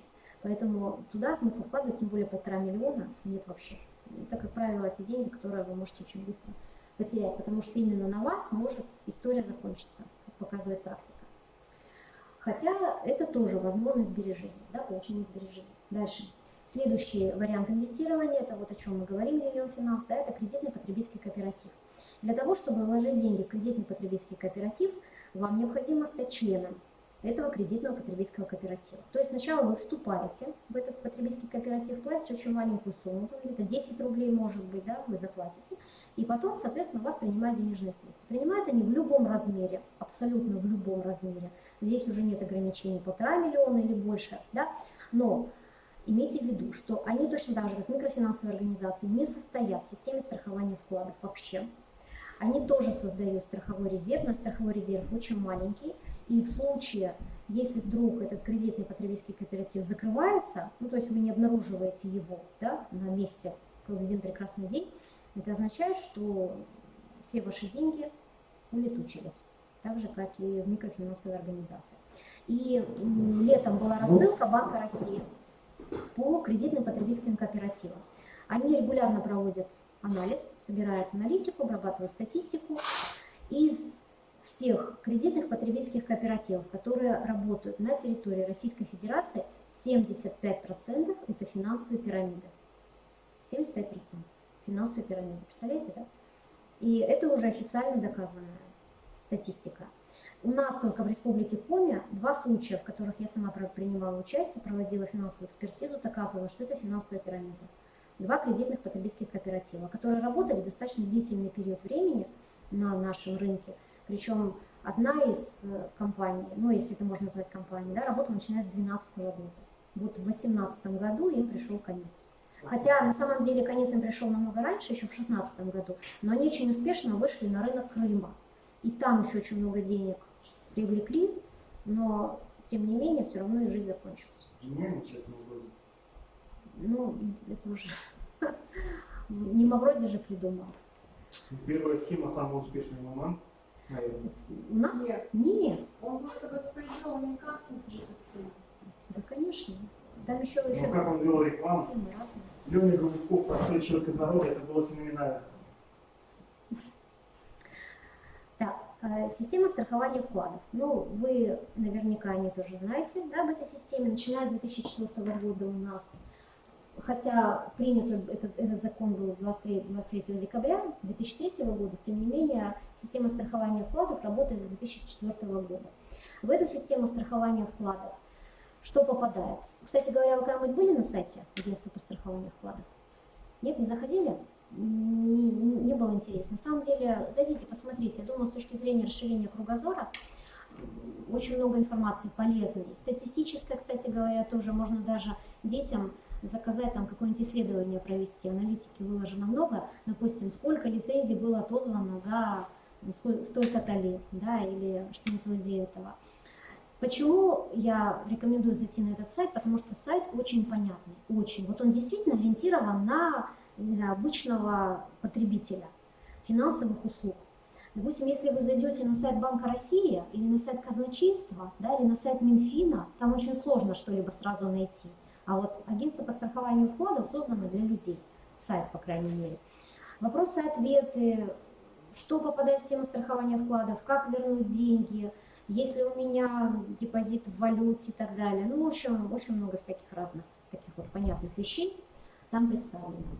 Фонд страхования вкладов, он финансируется за счет, конечно, государства в основном, хотя агентство по страхованию вкладов является у нас государственной корпорацией, и поскольку это госкорпорация, это не коммерческая, скажем так, форма, да, не коммерческая организация, такая у нас своеобразная форма некоммерческой организации, и у них есть свои денежные средства, которые им в распоряжение предоставляет Министерство финансов, поэтому в основном фонд, конечно, формируется вроде как, да, агентством по страхованию вкладов, но тем не менее это все государственные средства. Так вот, сейчас сумма страхового возмещения 1 400 000. Я не думаю, что кто-то увеличит эту сумму в ближайшее время. Хотя, если сравнивать с зарубежными аналогами, то, допустим, в Штатах сумма страхового депозита доходит до 250 000 долларов. Да, 250 000. Почти половина зарплаты президента за год. Наверное. Он около 400 000 долларов. Да. Если вдруг средств недостаточно в фонде, то кредит Банка России на пополнение или средства федерального бюджета. Каждый банк, который в этой системе платит взносы, причем взносы серьезные, чем выше ставка, почему сейчас банки стараются высокие ставки не предлагать? потому что условия каждый год все жестче и жестче. Чем выше ставка, которую предлагает банк по отношению к средней ставке за какой-то определенный период, информация о средних ставках по депозитам за определенные сроки, она регулярно публикуется на сайте Банка России. Если отклонение превышает какой-то определенный шаг, то суммы, которые банк обязан отчислить в резерв, они возрастают чуть ли не в 3 раза. Поэтому банки сейчас предлагают очень низкие ставки. Ну, стараются, да, чтобы не отвлекать деньги на формирование вот этого фонда. Значит, что у нас подпадает? Это все срочные вклады, да, но понятно, что они должны быть не на предъявителя, они должны быть на что-то имя, да, оформлены. Текущие счета, все текущие счета. То есть, допустим, иногда задают вопрос, у меня деньги на карте дебетовой, они попадают? Да, все попадает. То есть студенты получают стипендию, мы получаем там пенсии, какие-то пособия, да, это все то, что подается на страхование вклада. Денежные средства индивидуальных предпринимателей тоже застрахованы, да. Средства на счетах эскроу. Слышали, да, когда-нибудь такой счет эскроу? Там вообще слушай, вот недавно же это только ввели, особенно с продажами квартир эскроу счета. Это просто они сейчас стали, скажем так, что больше использоваться. Да. А так они давно уже, на самом деле, эти счета эскроу функционируют. Это счет, и там, кстати говоря, сумма страхового возмещения уже не 1 400 000, уже 10 миллионов. Да, там 10 миллионов. То есть это тот счет, вот я вам тут определение написала, да, там средства остаются до наступления определенных обстоятельств. Каких именно? Если это сделки с недвижимостью, то до тех пор, пока не пройдет государственная регистрация. И официально вы не получите документы на владение квартирой, например, да, или домом и так далее. Вот когда вы получаете документ, тогда автоматически с этого счета деньги... Сестра жены так попала. В Москве 2 года назад они начали строить квартиру, дом, и взял владелец компании $3 миллиарда, вывез на Кипр, а дом так и не построили. Причем пожаловались в государственную инстанцию, не помню какую, 2 дома построили, а вот именно ее дом залили только фундамент, а сделали котлован. Рядом. Все, больше ничего. И уже 2 года дело никуда не двигается. Ну, сейчас я знаю, что с этого года средства дольщиков, они вносятся только тогда, когда компания строит деньги за свой счет. Если денег нет, обращается в банк. И потом, когда вот, уже... Да. И когда уже официально можно сдавать дом, ну, предпринимателю, да, опять же, регистрация, вопрос, поднимется ли цены на жилье? Это автоматически поднимает цены? Ну, разумеется, это поднимает цены, да, конечно. Если только нет какой-то там серьезной конкуренции. Да. Так, вопросы есть по этому счету? Хорошо. Так, тогда идем дальше. Какие особенности есть у системы страхования вкладов? Ну, прежде всего, да, если вы имеете несколько счетов в банке, то пропорционально выплачиваются. То есть не так, что один счет закрывается, второй закрывается, третий нет. Да? Ну, если он превышает, да, сумму, по каждому пропорционально сумма выплачивается. А все, что свыше, если вдруг, не дай бог, да, что-то больше 1 400 000, я точно могу сказать, что вы эти деньги вряд ли увидите. Вы увидите максимум процентов 15-20, не больше от того, что осталось. Если в разных банках, тогда пожалуйста, то все нормально. В каждом банке на 1 400 000? До 1 400 000, причем с учетом процентов. С учетом процентов. Могу уточнить? Предположим, в одном и том же банке 2 разных счета. Да. В каждом по 1 400 000. Угу. Каждый 700 000. Значит, по 700 по одному, 700 по другому. А эти... А если один счет, то с него 1 400 000 будет возвращен? Да, конечно. Да. Будет возвращен. Если у вас счет в иностранной валюте, да, или вклад в иностранной валюте, то на момент отзыва лицензии, вот какой курс сложился, по такому курсу и пересчитать. Что? В Сбербанке последний раз смотрел 2,5%. Ну, проценты может быть. Я имею в виду курс. Курс, вот какой сложится курс, соответственно, по такому курсу вам и пересчитают на рубли, потому что выплата страхового возмещения все равно в рублях. Если у вас есть кредит, это не значит, что, отозвав лицензию, банк прощает вам, Банк России, я имею в виду, прощает вам возврат этого кредита. Нет. Сравнивается, да, сколько у вас вложено, сколько вы должны, и, соответственно, идет покрытие, да, вашего кредита, и потом уже... Вы знаете, это очень сложная процедура. Объявить себя банкротом, вам еще надо деньги заплатить управляющему, который будет с вами работать. Минимальная пошлина сейчас 25 000. Ставка. Может быть, Может быть, да. да. Так, значит, для того, чтобы получить страховую выплату, вы должны себя идентифицировать, хотя реестр, как правило, закрывается в момент отзыва лицензии, вся информация есть, да, в Банке России сразу автоматически, даже если это онлайн-счета, неважно. Да. И выплата в течение 3 дней со дня предоставления вкладчикам необходимых документов. Но имейте в виду, что банк-агент, который делает выплату, он назначается только через 2 недели. Ну, в среднем, да, от 10 до 14 дней назначается банк-агент, который производит все выплаты. И потом уже выплаты производятся. Либо само агентство является тем институтом, который вам выплачивает возмещение страховое, либо назначается банк-агент какой-то конкретный. Если агентство, это в редких случаях, как правило, агентство только тогда, когда какой-то такой банк, где, ну, скажем так, он особо не был распространен, его филиалы на территории Российской Федерации, поэтому можно централизованно все получить из одного источника. Так, вопросы по системе страхования? Кстати говоря, обратите внимание на сумму, да, потому что очень многие путаются, считают, что 700 до сих пор. Даже вот когда мы игры всякие проводим, даже последний раз вот мы играли на форуме, и когда у детей спросили сумму страхового возмещения, говорят, 700 тысяч. 1 400 000, да, уже давно, да, 1 400 000. Так, это мы с вами говорили о сбережениях. Теперь, смотрите, инвестиции. Да? Ну, помните, мы с вами сказали, да, в самом начале, что инвестируем мы то, от чего можем отказаться. То есть это те деньги, которые мы готовы потерять. И если вы хотите инвестировать, значит, прежде всего нужно понять, как работает каждый инструмент. То есть просто так вложить и получать деньги, вот как сейчас, например, многие банки, там, скачайте приложение, вложите сумму и получайте доход. Ну, вот не верьте. Вот ни в коем случае, да, верить нельзя, и детям тоже об этом надо говорить, что верить нельзя, потому что сначала нужно понять, как работает каждый инструмент.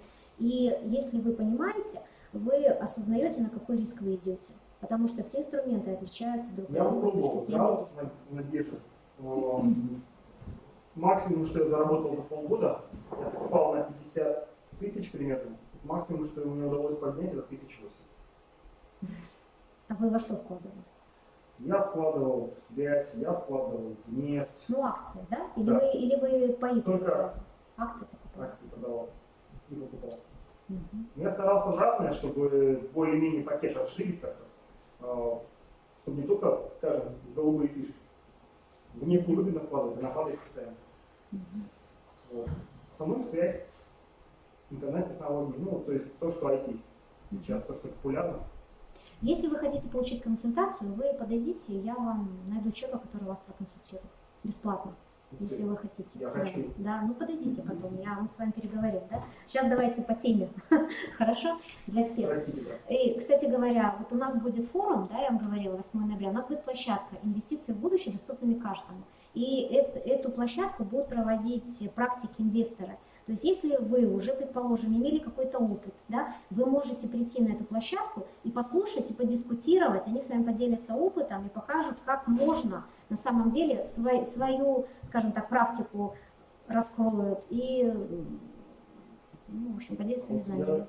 Вы нам говорили, вот когда мы играли с вами, можно ли мне туда заявлять детей? И сколько максимум мы с ними провести? Именно на эту площадку? Да. А я думаю, что им там может быть неинтересно. Поверьте, у меня 10 класс, придет им интересно. Хорошо, давайте тогда это обсудим с вами, да? Спасибо. Да, конечно. Хорошо. Так, значит, если мы инвестируем денежные средства, то прежде всего, какие цели мы преследуем? Ну, мы хотим защититься от инфляции, да, это ясно. Но сбережения, в принципе, позволяют нам чаще всего защищаться от инфляции, официальной инфляции. Приумножить капитал, обеспечить себе надежное финансовое положение в будущем. Но на это ориентирована стратегия повышения финансовой грамотности. И накопить денежные средства в целях совершения каких-то дорогостоящих покупок. Вот это основные цели. Там тоже квартиру приобрести, да, ведь желательно получать какой-то пассивный доход, когда уже активность снижается. Но каждый из нас должен понимать, что если мы хотим инвестировать, значит, мы должны определить, на какой риск мы можем пойти. Вот сколько мы можем потерять. Потому что это очень важно. Вот от той суммы, которую вкладываете, вы все готовы потерять? Или вы готовы потерять 10% или 20%? Но это реально, да? Это вот то, что нужно... И никого потом не винить. Да? И об этом всегда всем говорить. Значит, все инвестиции делятся на реальные инвестиции, соответственно, финансовые инвестиции. Если мы говорим о реальных инвестициях, то, как правило, это инвестиции во что? Это может быть инвестиции в золото, в недвижимость, в драгметаллы, да? Это могут быть там ювелирные украшения, предметы искусства. Это на самом деле все реальные инвестиции. Но все эти реальные инвестиции, они предполагают что? Что вы вкладываете сейчас, а доход получите, вот как вы правильно говорили, через много лет. Да? То есть вы вложили и забыли на какое-то определенное время. Может быть, даже вы забудете о том, что вы вложили, а вас ждет высокая прибыль.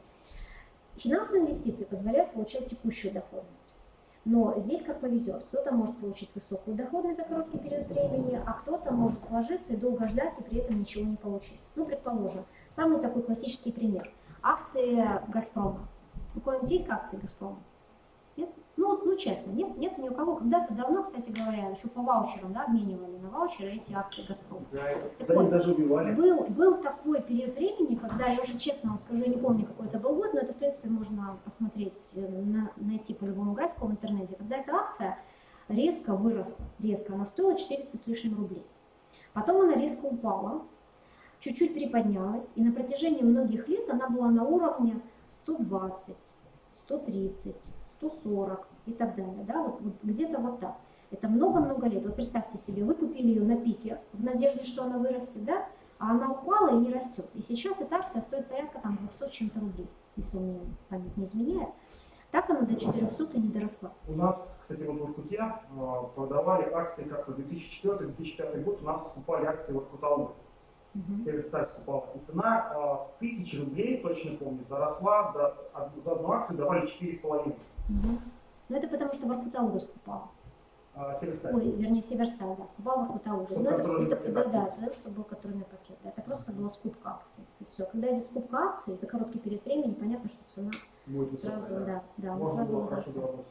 Можно было, да. Ну вот такие периоды времени надо ловить. Для этого нужно отслеживать все время рынок. То есть если вы хотите инвестировать в какой-то инструмент, вы должны быть готовы к тому, что вы должны уделять этому рынку время.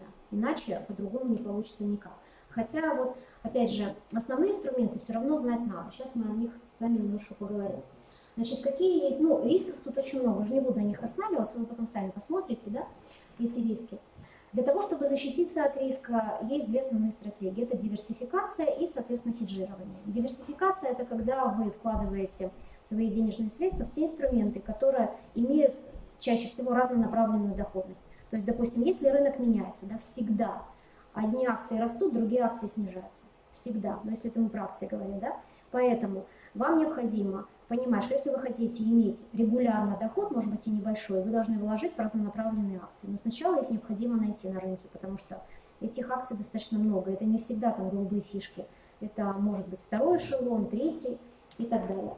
И хеджирование. А хеджирование – это вообще очень сложный инструмент, который позволяет сегодня застраховаться от рисков, которые возникнут в будущем. То есть есть такие инструменты, которые называются фьючерсы, опционы. Вот у вас в тестах есть такие вопросы. Да? Вот как раз если вы покупаете фьючерсы и опционы, вы хеджируетесь от рисков. Это такая вот история. Да. Все сделки мы совершаем на фондовом рынке. Да, фондовый рынок у нас представлен, допустим, если вы возьмете Россию, у нас основная биржа какая? МВБ, да, хотя есть еще Санкт-Петербургская биржа. На самом деле мир, он наполнен всякими разными биржами. Мы потом чуть позже об этом скажем. Что продается на рынке? Всякие разные финансовые инструменты, какие хотите. Акции, облигации, инвестиционные фонды, производные, вот это то, о чем я говорила, да, то есть это фьючерсы, опционы. И понятно, что этот рынок, он доходность чаще всего не гарантирует, но эта доходность всегда более высокая. Почему? Потому что с этим рынком всегда связаны риски.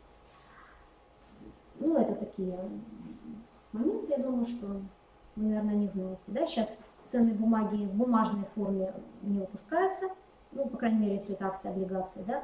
Это все электронный формат, всегда есть реестр, всегда есть депозитарий, где эти акции, облигации хранятся, выпуск называется эмиссия. В общем, самый распространенный – это акции, облигации. Значит, что такое акция, что такое облигация, чем они принципиально друг от друга отличаются? Если вы владеете акцией, значит вы собственник. А если вы владеете облигацией, значит вы предоставили деньги взаймы. Все. Вот это принципиальная разница между акциями и облигациями. То есть акция – это всегда долевая ценная бумага, то есть вы владеете какой-то долей, а облигация – это долговая ценная бумага, то есть вы дали деньги в долг. Как вы думаете, какая ценная бумага более рисковая? Более рисковая вторая. Вторая – это какая? Облигация или акция? Нет, облигация как раз менее рисковая ценная бумага, чем акция. Акции всегда более рисковые.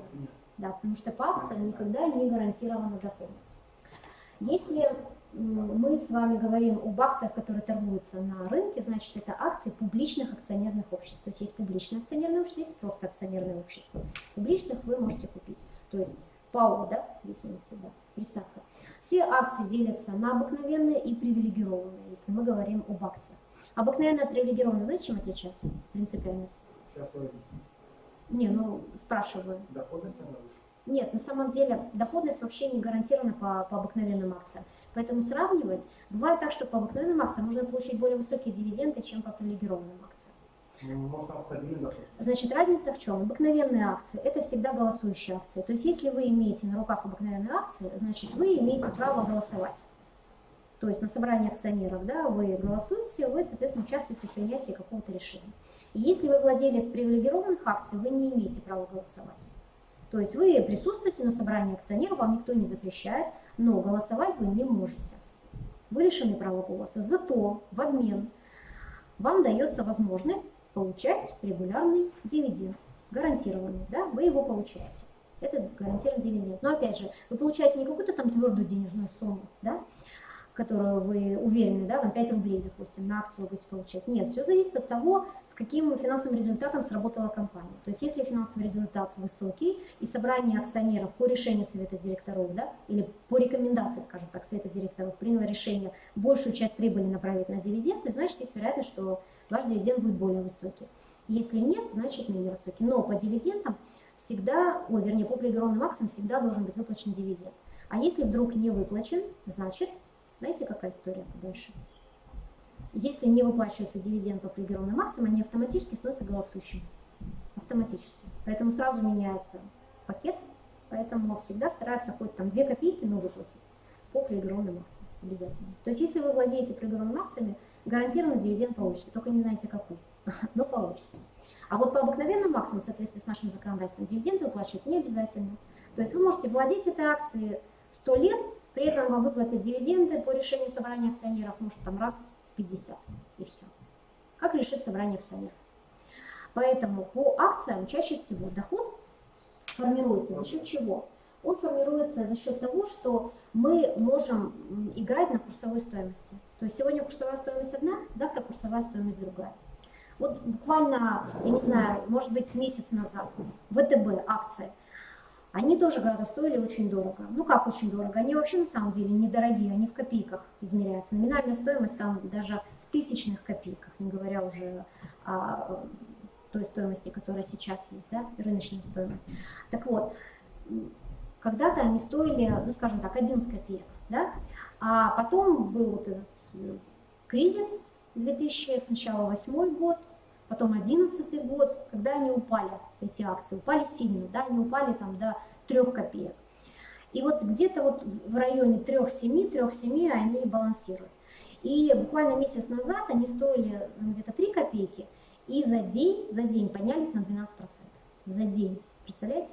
Ну, можно было вложить в эти акции, кто знал, и за день получить 10% годовых. Да, конечно. Ну, по сравнению с банковским депозитом, да, это уже будет рассматриваться как сверхприбыль. Так что акции непредсказуемы, точно так же, как и другие финансовые инструменты, которые торгуются на финансовом рынке. Поэтому прежде чем вложить в акции, сначала нужно проанализировать хотя бы, ну, я не знаю, тренд за год, чтобы понять, в какие периоды, а лучше всего за 3 года, чтобы понять, потому что все равно складывается какой-то тренд, когда акции проседают, когда они возрастают. Потому что всегда есть такие периоды времени, когда они растут. Всегда. Допустим, вот новогодние каникулы. Как правило, акции всегда растут. Перед объявлением дивидендов акции всегда растут. Ну, какой-то конкретной компании. Просто нужно знать, в какой период времени. Тот доход, который мы получаем по акциям, он всегда облагается НДФЛ. Всегда. Но если вы работаете с брокером, если у вас брокерский счет, а чтобы вложиться в акции, конечно, нужно открыть брокерский счет, чуть позже я об этом тоже скажу. Так вот, вам необходимо, открыв этот брокерский счет, доверить своему брокеру взимать с вас НДФЛ. Он является налоговым агентом, он, соответственно, по всем вашим операциям НДФЛ снимает. Но если вы вложили и никаких сделок не совершаете, то понятно, что никакого дохода у вас не образуется. Вот когда вы сделку совершили, тогда, соответственно, он с вас НДФЛ взял. И плюс еще комиссии там всякие и так далее, которые вам необходимо уплатить за ведение этого самого брокерского счета. Да. И ничего, конечно, этого не получается. Нет, на самом деле почему? В собственной практике могу Просто этому сказать, что как получаю. этому надо уделять колоссально много времени. Я тратил в день Время минимум уделять надо. в течение полугода часа 3. Ну как практически как ты ВКонтакте сидишь там или еще где-то в социальных сетях. Ты реально занимаешься только этим. И без, конечно, математического склада ума там реально нечего делать. Согласна. Надо Если ты сначала... не умеешь просчитывать, если ты не умеешь угадывать, аналитики нет никакой. Это все очень сложно. Мгм. Ну, поэтому и говорю, что сначала надо обучиться, пройти. Не зря же сейчас собирается Банк России, пока это не принято решение, но тем не менее, всех инвесторов разделить на 4 группы. Банк России – это главный враг нашей банковской системы. Так вот, эти, скажем так, потенциальные, да, клиенты финансового рынка, они будут разделены на 4 группы. И чтобы попасть в самую последнюю группу, это профессиональные, квалифицированные инвесторы, тут не только экзамен надо сдать, тут еще нужно обладать вот таким вот огромным капиталом. А самая первая группа, это, по-моему, не квалифицированные, не профессиональные инвесторы. Да, это все мы, да, то есть это те, у кого капитал первоначальный менее 400 тысяч, и, соответственно, они не сдали экзамен квалификационный, они заходят на рынок, они могут покупать только ограниченный круг ценных бумаг. У кого свыше 400 тысяч, или они сдали экзамен, можно сдать экзамен, но опять же никто не знает, как этот экзамен будет проходить, в очной форме или в онлайн-режиме. Если в онлайн-режиме, конечно, все намного проще, да, чем в очной форме. И, соответственно, вы уже имеете расширенный перечень этих инструментов, ну и так далее. То есть вторая группа – это простой квалифицированный, вернее, простой неквалифицированный, потом простой квалифицированный, потом уже профессионально квалифицированный инвестор. Ну, одним словом, усложняется доступ на рынок. Но, с другой стороны, и потери снижаются, потому что очень много потерь, поэтому для того, чтобы их Поэтому мы снизить, все решаем Банк России. передать на ставках. на ставках вы имеете в виду Спортивных. спортивных? Та же аналитика. Ну, тоже, да, надо, конечно, я согласна с вами, анализировать. Так, значит, если мы с вами получаем доход по акции, то, соответственно, понятно, НДФЛ платим, комиссии всевозможные платим за ведение брокерского счета, да, если он есть брокерский счет, а он, как правило, есть, потому что иначе вы не можете торговать. И, соответственно, вы должны платить комиссию депозитарию, потому что в депозитарии хранится ваша ценная бумага, реестр ведется. Но это небольшая комиссия. Для непрофессиональных инвесторов она очень низкая, но, в принципе, осилить можно. Гораздо большую комиссию вы платите, если купили, продали, потому что с каждого оборота биржа берет деньги, брокер, вернее, берет деньги с каждого оборота. И когда купили, и когда продали. Так, облигации. Что такое облигация? Как я уже сказала, в отличие от акций, это долговая ценная бумага. Долговая, то есть если вы приобретаете облигацию, значит вы предоставляете деньги в долг. Это может быть корпоративная облигация, это может быть государственная облигация, это может быть муниципальная облигация. Ну, одним словом, разновидность, вот видите, да, государственная, муниципальная, корпоративная облигация. Облигация чем отличается от акции? Ну, я уже сказала, да, основное отличие. Кроме того, вы имеете возможность однозначно получить доход. Однозначно. В зависимости от того, какую облигацию вы купили. Вы можете купить облигацию дисконтную. Что это означает? Это означает, что, допустим, каждая облигация имеет номинал, да? Вот это ее стоимость, да? А когда эти облигации размещаются, они размещаются всегда по стоимости ниже номинала. Допустим, номинал 1000, они размещаются по 900 рублей или по 850.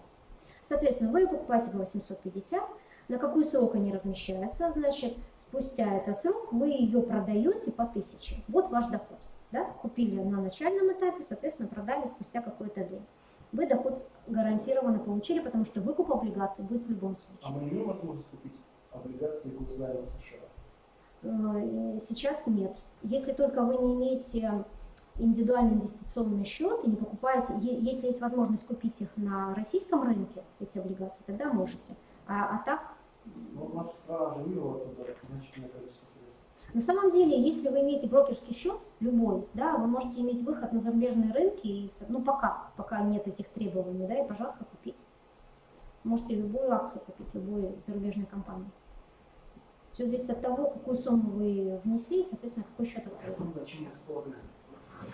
Да, если мы говорим об облигациях, значит, есть дисконтные облигации, но если вы их выкупили на момент размещения, тогда доходность выше. Если вы их покупаете, допустим, к сроку, который близок к сроку закрытия этой облигации, погашения, да, то тогда уже доходность ваша снижается. Это тоже надо понимать. Наиболее распространенный вид облигаций – это облигации с либо фиксированной процентной ставкой, то есть вы точно знаете, что вы будете получать купонную доходность, допустим, раз в квартал, или раз в полугодие, или раз в год получаете. Ну, в основном это, конечно, раз в квартал. Ежеквартально получаете какую-то доходность. Либо есть облигации с плавающей процентной ставкой.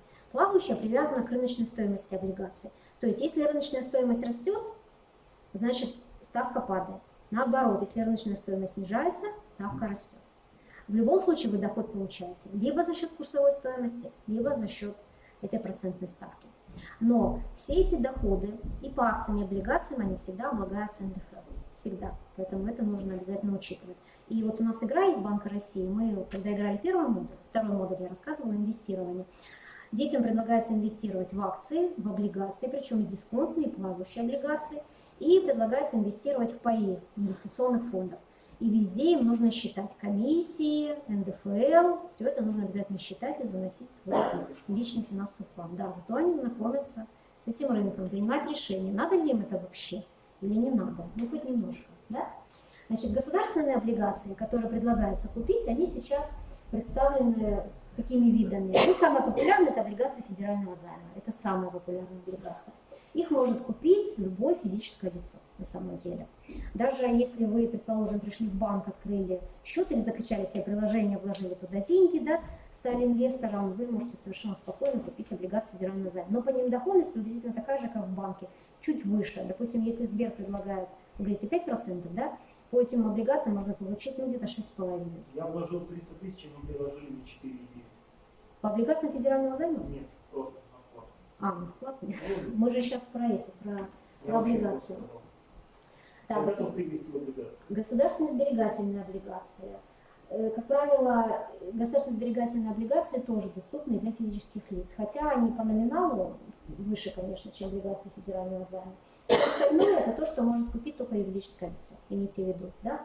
Облигации внешних облигационных займов, там вообще минимальная стоимость, если это облигация в долларах, минимальная стоимость 100 тысяч долларов одной облигации. То есть физическое лицо это купить ну, просто не в состоянии, чаще всего.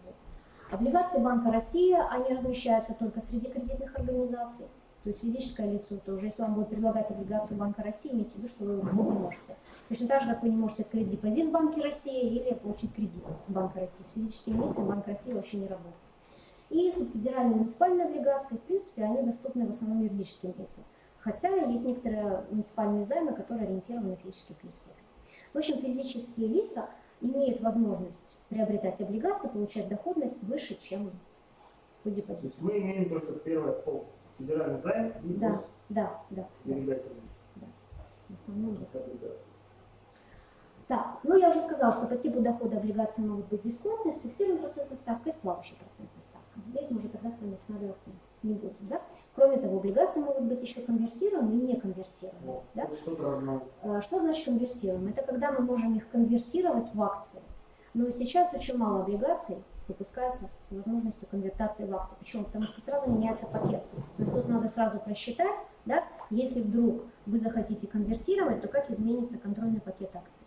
Поэтому многие сейчас стараются выпускать облигации без возможности конвертации. Но хотя такой термин есть. То есть если они конвертируемы, значит они могут быть конвертированы в определенное количество акций по той цене, которая заранее оговаривается. Облигации могут быть выпущены с офертой. Что значит оферта? Оферта – это предложение досрочного выкупа по какой-то определенной стоимости. Тоже вот такое понятие, которое связано с облигацией. Вообще облигация – это более такой, с точки зрения математики, сложный инструмент, чем акции, но считается более надежным. Так что если вы, предположим, там какие-то задачи придумываете с облигациями, сразу вам хочу сказать, что это всегда такие сложные расчеты. То есть необходимо уже в более старших классах проводить такие расчеты. Как правило, дети среднего звена не справляются. Особенно если мы говорим о расчете рыночной стоимости облигаций. Тут уже такая сложная математика подключается, потому что здесь идет связь с процентной ставкой, если это плавающая процентная ставка. Так что... Очень похоже, мужчина держит руки на... Ну это было то, что да. Хаперон есть? Не знаю, может быть. Честно говоря, я даже Вы не помните? не... Нет, почему? Я Хоперу мест помню, но я, когда эту картинку сюда вставляла, я про Хопес точно не помню. Так, скажите, вопросы какие у вас есть по облигациям? Ну, основное такое, все, что касается их содержания, я вам рассказала. Так, идем дальше. Ну, здесь уже по рейтингам. Следующее понятие – это производные финансовые инструменты. Это вот то, что связано с хеджированием. Есть у нас такие инструменты, хотя это, конечно, далеко не все. Вы даже не поверите, этот рынок, он настолько сложен, производных финансовых инструментов. Что значит производные финансовые инструменты? Мы с вами рассмотрим два инструмента – это фьючерс и опцион. Что это такое? Вот если мы покупаем акции, облигации, то мы конкретно, да, вкладываем деньги в какую-то ценную бумагу. А когда мы покупаем фьючерс или когда мы покупаем опцион, мы не вкладываем деньги в ценные бумаги. Мы покупаем права или обязательства. Суть этих прав или обязательств заключается в чем? В том, что я имею право, да, или принимаю на себя обязательства спустя какое-то время продать или купить ценную бумагу по той цене, которая оговаривается сегодня. Вот сегодня я говорила, да, на берегу договорилась, что через месяц мне понадобятся деньги, у меня есть акции, я их продаю по такой-то цене. Проходит это время, допустим, месяц, цена складывается неблагоприятно для меня. Дальше я действую по ситуации. Что я купила, фьючерс или опцион? Если я купила фьючерс, я приняла на себя обязательства. Я обязана продать или купить акции по той цене, которую я говорила. Да, даже себе. Или есть вариант. Я могу не исполнить это обязательство, я могу его продать на рынке. Может быть, кому-то этот фьючерс будет выгоден, и он его купит. И на этом рынок и работает. Или я купила право, да, то есть опцион. То есть спустя какое-то время я смотрю, что ситуация складывается неблагоприятно в мою сторону. Я просто отказываюсь от исполнения этого права. Но я тоже убытки понесла. Почему? Потому что я же купила это право, да, значит, я какие-то расходы понесла, которые не покрыла, к сожалению. Или наоборот, я отказываюсь, да, и, соответственно, продаю тут же уже по рыночной цене и за счет дохода, который имею, покрываю эти расходы. В общем, опционы, они более гибкие с точки зрения возможности получения дохода. Поэтому считается, что этот инструмент более привлекательный с точки зрения инвестирования. Но здесь самое главное правильно рассчитать стоимость этого опциона для того, кто его продает. Поэтому цена на опционы может меняться очень резко. И вообще, кто работает с опционами, считается, что это профессионалы. То есть для начала они должны этот рынок понять, да, ну, как изучить, получить определенные там удостоверения, что они могут работать, право получить, да, работать на этом рынке. И потом уже, соответственно, продавать и приобретать эти опционы, фьючерсы. То есть там целые стратегии. То есть с точки зрения сложности механизма, это самый сложный инструмент. Вот эти производные финансовые инструменты. Но во всем мире они достаточно широко распространены. И если, предположим, брать физических лиц, да, зарубежные такие практики, не могу сказать, что все повально, да, занимаются инвестированием в фьючерсы и опционы, но тем не менее есть определенная группа лиц, там 10% да, в каждой стране, которые продают, покупают, являются физическими лицами, работают на рынках и, соответственно, приобретают эти инструменты. Так что освоить их можно. Даже вот в моем окружении есть люди, которые занимаются фьючерсами, опционами и зарабатывают неплохой доход. Но они работают с этим давно. То есть они сначала потеряли, потом приобрели и вот поняли там стратегию, и, соответственно, да, на этом зарабатывают деньги. Да, но тем не менее надо понимать, что это сложный инструмент, и к нему приближаться надо только после того, как вы получили о нем соответствующие знания. И детям об этом говорить. Так. Зачем это детям? Перегружаем какую-то ненужную. Мы их готовим к тому, чтобы они понимали, что есть разные инструменты, да, и не в каждый надо вкладываться. Потому что вот разговариваешь с детьми, что такое фьючер, знаешь? Нет, не знаю. Начинаешь там что-то рассказывать, о, классно, такой доходный инструмент, надо вложить. Вот и для того, чтобы вот это вот предотвратить, не для того, чтобы перегрузить, да, может быть, кому не интересно. Я пример просто говорю. Зачем? Вот моему ребенку сейчас сколько? Будет 2 года.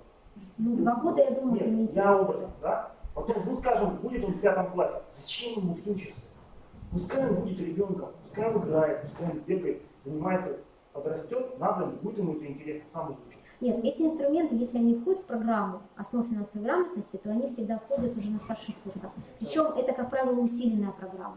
Это не обычная какая-нибудь там математика Это сложно. или технология. Да, я согласна. Для Это детей это сложно. слишком сложно. Но, вы знаете, вот если посмотреть игры, которые есть по финансовой грамотности, то высокий уровень уже предполагает владение как минимум акциями, облигациями, паевыми инвестиционными фондами и даже подключаются вот эти инструменты. Так что тут вот я не могу сказать. Вот я вам тут дала ссылочку в конце этой презентации, есть ссылка на финансовую игру. Это ходилка такая. За 10 лет нужно обогнать инфляцию. Просто игра, да, не более того. Там даже регистрироваться не надо, если честно. Но вот вы увидите, какие там инструменты есть. Посмотрите. В основном это, конечно, паи, но тем не менее их все равно нужно понимать, эти паи. А эта игра, она вообще ориентирована, знаете, на какой? На 8 класс изначально была. Поэтому мы тут не знаем, на самом деле, сложно это для ребенка или нет. Сейчас уже с такими требованиями, которые предъявляются. Вот я на ставках потерял в воскресенье 4000 рублей. Я вам сочувствую. Так, все сделки происходят на бирже.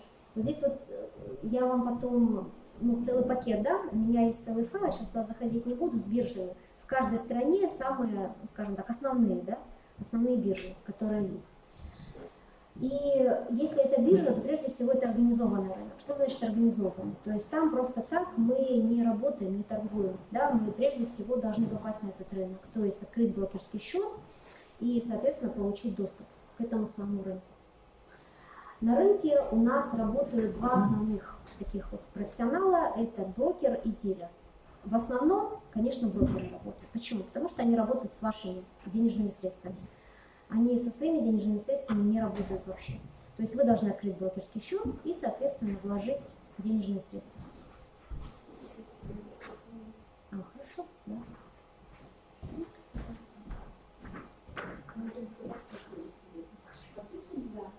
Я не подписываюсь. Я пришел тоже. А у вас раньше? Нет, не у меня. Приходила в самом начале девушка и записала всех, кто там был. Можно у нее будет спросить. Каких знаете брокеров? Знаете каких-нибудь брокеров? Ну, допустим, Финам, Открытие. Слышали, нет? Такие слова. Альпари. Альпари. Вот это все брокеры, которые работают на рынке. Вы можете совершенно спокойно. Они все имеют лицензии.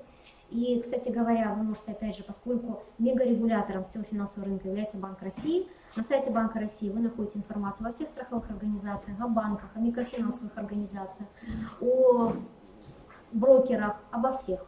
У них есть информация, кто имеет лицензию, соответственно, какой период эта лицензия выдана, у кого-то бессрочная лицензия. Поэтому они в основном работают с физическими, ну и, конечно, с юридическими лицами. И с вашими денежными средствами. А вот дилеры, они работают со своими денежными средствами, а потом с вас взимают какую-то определенную комиссию и требуют денежные средства. Но дилеры, они, как правило, банкротятся гораздо чаще, чем брокеры. Для того, чтобы выйти на биржу, что нужно сделать? Я уже сказала, нужно открыть брокерский счет. Да, обязательно. В банке, но брокерский счет. Не расчетный счет, не какой-то там другой лицевой счет. Вы должны открыть именно брокерский счет. Вы получаете соответствующее программное обеспечение, которое ставится либо на телефон, да, ну, любое устройство, любой гаджет, либо на компьютер, кому как удобнее, да, закачивается. Соответственно, нужно сначала познакомиться с этой программой, как она работает. Но сейчас очень много, допустим, у Тинькова, ну, вообще простейшая, да, программа. Да, но тем не менее, все равно не все так просто, да, что вот он вам гарантирует высокие доходы, нет, вы их высокие доходы, сразу скажу, не получится. Я как раз Тинькова и играл. Угу. Ну, он передовой у нас в области цифровых технологий. Даже Греф сказал, что если бы не было Тинькова, не было бы развития на банковском рынке России. Да Греф очень много болтает. Так, если вы приобретаете ценные бумаги, то, соответственно, все эти ценные бумаги учитываются на определенном счете, который называется счет депо. Его ведет депозитарий и взимает с вас, как я уже говорила, определенную комиссию. Да?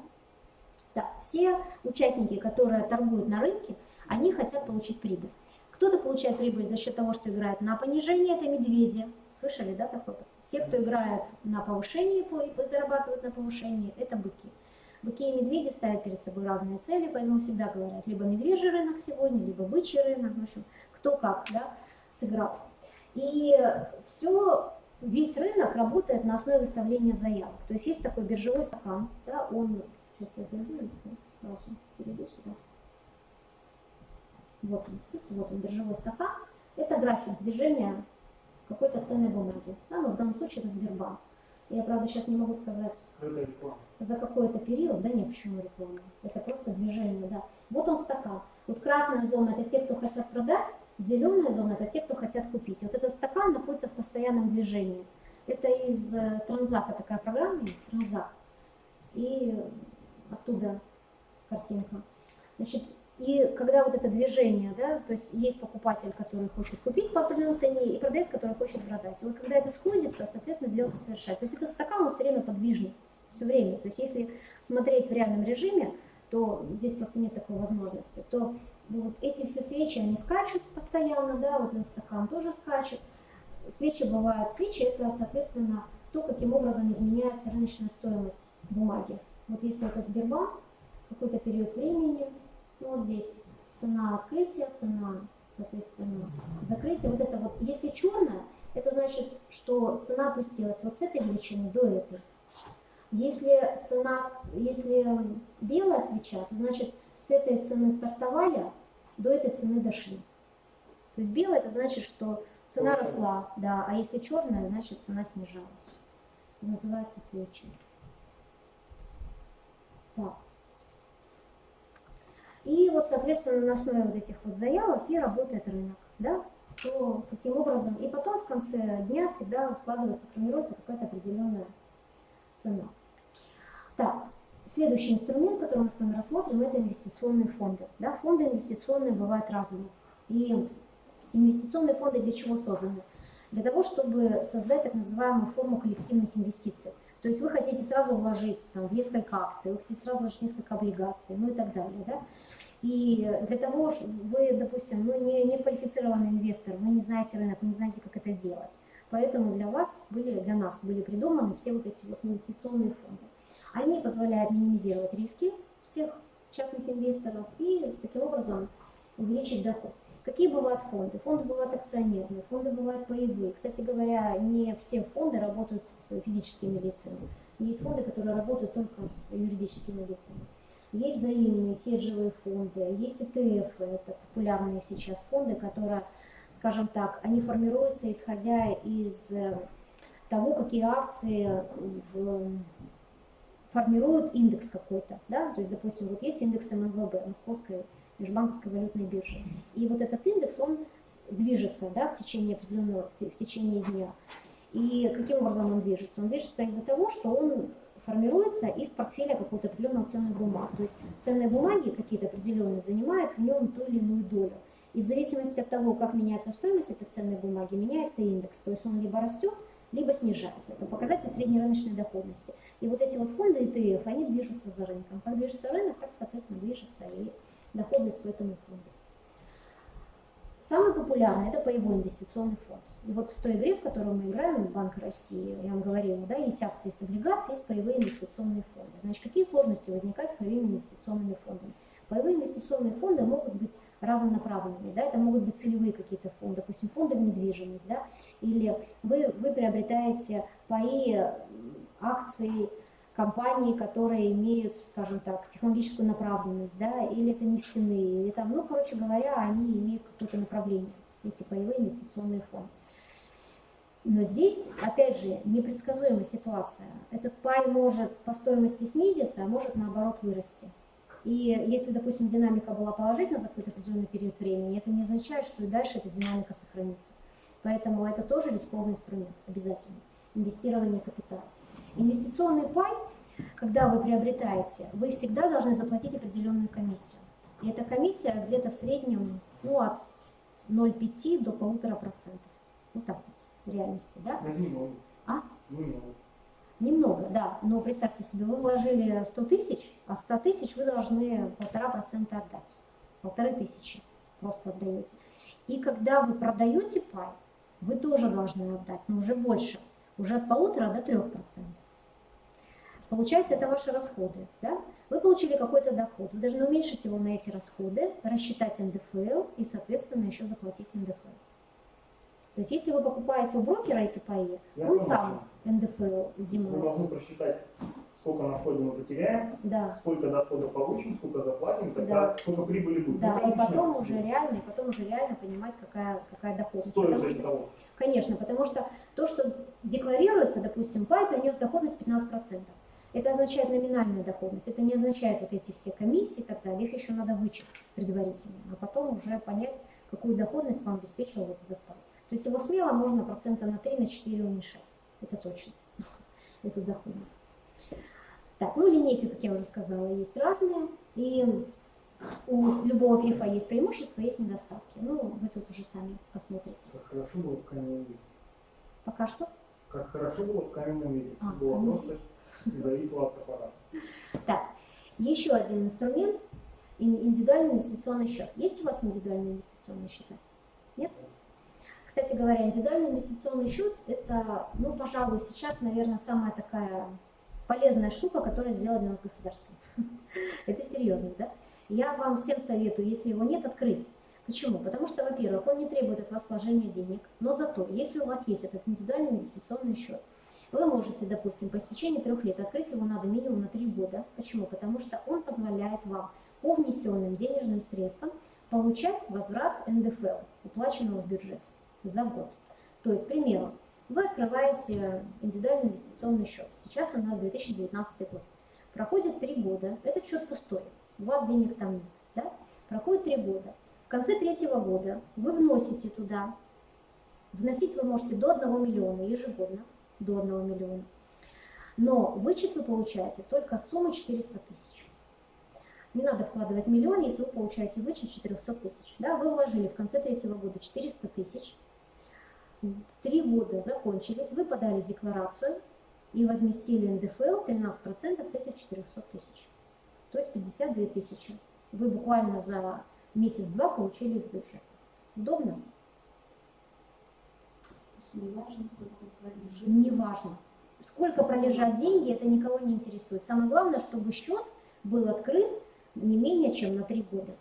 Вот вы открыли его сейчас, в конце 3-го года, вы, вот сейчас октябрь, да, например, вы его открыли, соответственно, предположим, вы положили в начале октября деньги или в середине октября, закрыли этот счет, подали декларацию за соответствующий год и вернули себе с этих внесенных денег. Вы деньги можете сразу вытащить, закрыв этот счет, и в то же время получить НДФЛ из бюджета. Вот это единственное, скажем так, преимущество этого индивидуального инвестиционного счета, который есть на сегодняшний день. Поэтому открывают все банки этот индивидуальный инвестиционный счет. Ну, по крайней мере, Сбербанк точно открывает, ВТБ открывает, брокер любой открывает этот индивидуальный инвестиционный счет. Только вам сразу предложат определиться с типом вычета. Но сразу выбирайте тип А. То есть это первый тип вычета, когда вы можете получить возврат по НДФЛ. Потому что есть еще второй тип вычета, который предлагается для тех, кто активно инвестирует на рынке и получает прибыль. То есть вся прибыль, которая получена на рынке, нас полностью освобождается от обложения НДФЛ. То есть получается, что На я любом получаю. рынке или только на финансовом? Почему? На финансовом. Только на финансовом, да. На каком еще? На товарном? Сохраняешь деньги, еще получаешь 13% НДФЛ. Конечно, конечно. Потому что ни один банк сейчас 13% не дает, а тут вы его можете вернуть. Но при условии, что вы работали. Что вы в этот год работали, соответственно, НДФЛ уплачивали. Ну вы же работаете, с вас НДФЛ удерживается. Да. Ну все, значит, вот если этот НДФЛ в размере 52 тысяч с вас удержали за год, значит, вы все 52 тысячи можете вернуть. Главное, Это точно. 400 тысяч. Да, главное 400 тысяч, до 400. Вы можете 100 вложить, и 200, и 300, и миллион, но И 400. до 400 вам выплатят. Да. Значит, этот индивидуальный инвестиционный счет, ну я уже вам сказала, да, все самое главное. Значит, вот на что необходимо обратить внимание. Если вы все-таки эти деньги куда-то инвестируете, то куда вы можете инвестировать, если открыли этот индивидуальный, потому что не во все бумаги вы можете инвестировать. Значит, вы можете инвестировать в акции, облигации только российских эмитентов, да? Дальше в паи российских ПИФов можете инвестировать, иностранную валюту можете инвестировать, производные финансовые инструменты, ценные бумаги иностранных эмитентов. Но если вы используете в этих операциях российские площадки, то есть обязательно МВБ, да, или Санкт-Петербургская. Ну, Санкт-Петербургская, она больше все-таки товарная биржа, нежели финансовая, так что это МВБ. А я, короче, наши третьи примечания понимаю. Да? Еще раз. Сейчас хорошо. И до 15% вы можете размещать на депозитах, но только при условии, что с вашими деньгами работает доверительный управляющий. А это уже должна быть сумма не 400 тысяч, а больше. Большая должна быть сумма. Так, третий пункт. Продать почку. В смысле почку продать? Так, значит, деньги с индивидуального счета нельзя владеть в течение 3 лет. Ну вот, если вы завели, это то, о чем я говорила, вы не можете счет этот закрыть. Да. Причем внести туда деньги мы можем хоть за один день Да, до его окончания закрытия. трехлетнего срока. У меня есть второе предложение. Если вывести деньги ранее 3 лет, да, то смотрите, Все значит, полученные вычеты на взнос необходимо будет вернуть государству. Это каким образом они могли тогда быть нам выданы раньше, если мы можем подать налоговую декларацию, как вы сказали, только после истечения 3 лет? нет, смотрите, вот если вы открыли сегодня счет, да, и внесли деньги сейчас, сразу, год прошел, год закрылся, НДФЛ выплачен, вы подали декларацию, получили с этой суммы деньги, То да? есть мы можем и дожидаться этих? Конечно, конечно. Вы же, это я к чему сказала, что если у вас денег нет, да, не обязательно вносить деньги на индивидуальный инвестиционный счет. Вы его просто можете открыть. Главное, чтобы тикало время. Так ведь? Потом взять у кого-то взаймы 400 тысяч, Да. положить. Можно так, да, да. Соответственно, вы положили, потом счет закрыли, деньги забрали 400 тысяч и, соответственно, Так можно делать возместили. Нет, один раз в Нет, 3 года. 3 года счет должен быть, он не должен закрываться. А если вы его через год закрыли, значит, вычет получили, будьте добры вычет вернуть. Причем, насколько Да. я увидела, первое по-моему, примечание, так еще должен только один человек. Да, конечно. Разный банк. Нет, один, да, конечно, да. Счет, поэтому называется индивидуальный инвестиционный счет. То есть вы его открываете один единственный на себя в каком-то одном банке. Но если вы хотите каждый год себе по 13% возвращать, значит, первый год вложили 400, вернули, второй год вложили 400, вернули, третий 400, итого у вас 1 200 000. И потом 3 года прошло, вы эти 1 200 000 забрали, и за каждый год получили 13%. Точно, я цепочку покрываю. Может быть. Так, ну вот это самое основное по индивидуальному инвестиционному счету. Ну, я считаю, этого вполне достаточно для того, чтобы сделать 2-3 урока по финансовой грамотности в части инвестирования. Если вам, допустим, необходимо, да, или вы, ну не то, что необходимо, если вы хотите, мы ходим на уроки и играем с детьми в эту игру инвестирования, да, Банка России. То есть мы знакомим их с акциями, с облигациями, с паевыми инвестиционными фондами. Но желательно все-таки прежде, чтобы они хоть немножко владели информацией о том, что это такое. Что такое акции, облигации, паевые инвестиционные фонды. На каком возрастном? Мы, ну вот смотрите, все зависит от того, в основном старше 14 лет. В основном. Потому что игра Банка России, да, она... Да, желательно, да, все-таки 9, 10, 11. Мы с СПО играем, потому что, как показывает практика, не все владеют. Вот как на прошлом необходимыми мероприятии, на знаниями. котором я был, у вас СПО. там были очень умные детки. Да? Такие, да, сообразительные. Но вы сказали, что не в гимназии были. По ним заметно. А, не в деньгах счастья? Да. Я говорю про с финансами на «ты», другая, да, игра. Так мы уже 2 игры. Мы 2 игры играем. Вы можете связаться с нами, вот либо группа ВКонтактах, либо нам написать на почту. Мы, соответственно, с вами свяжемся, только оставьте телефон, мы с вами свяжемся и продолжим. Два текста. Так, почта, смотрите.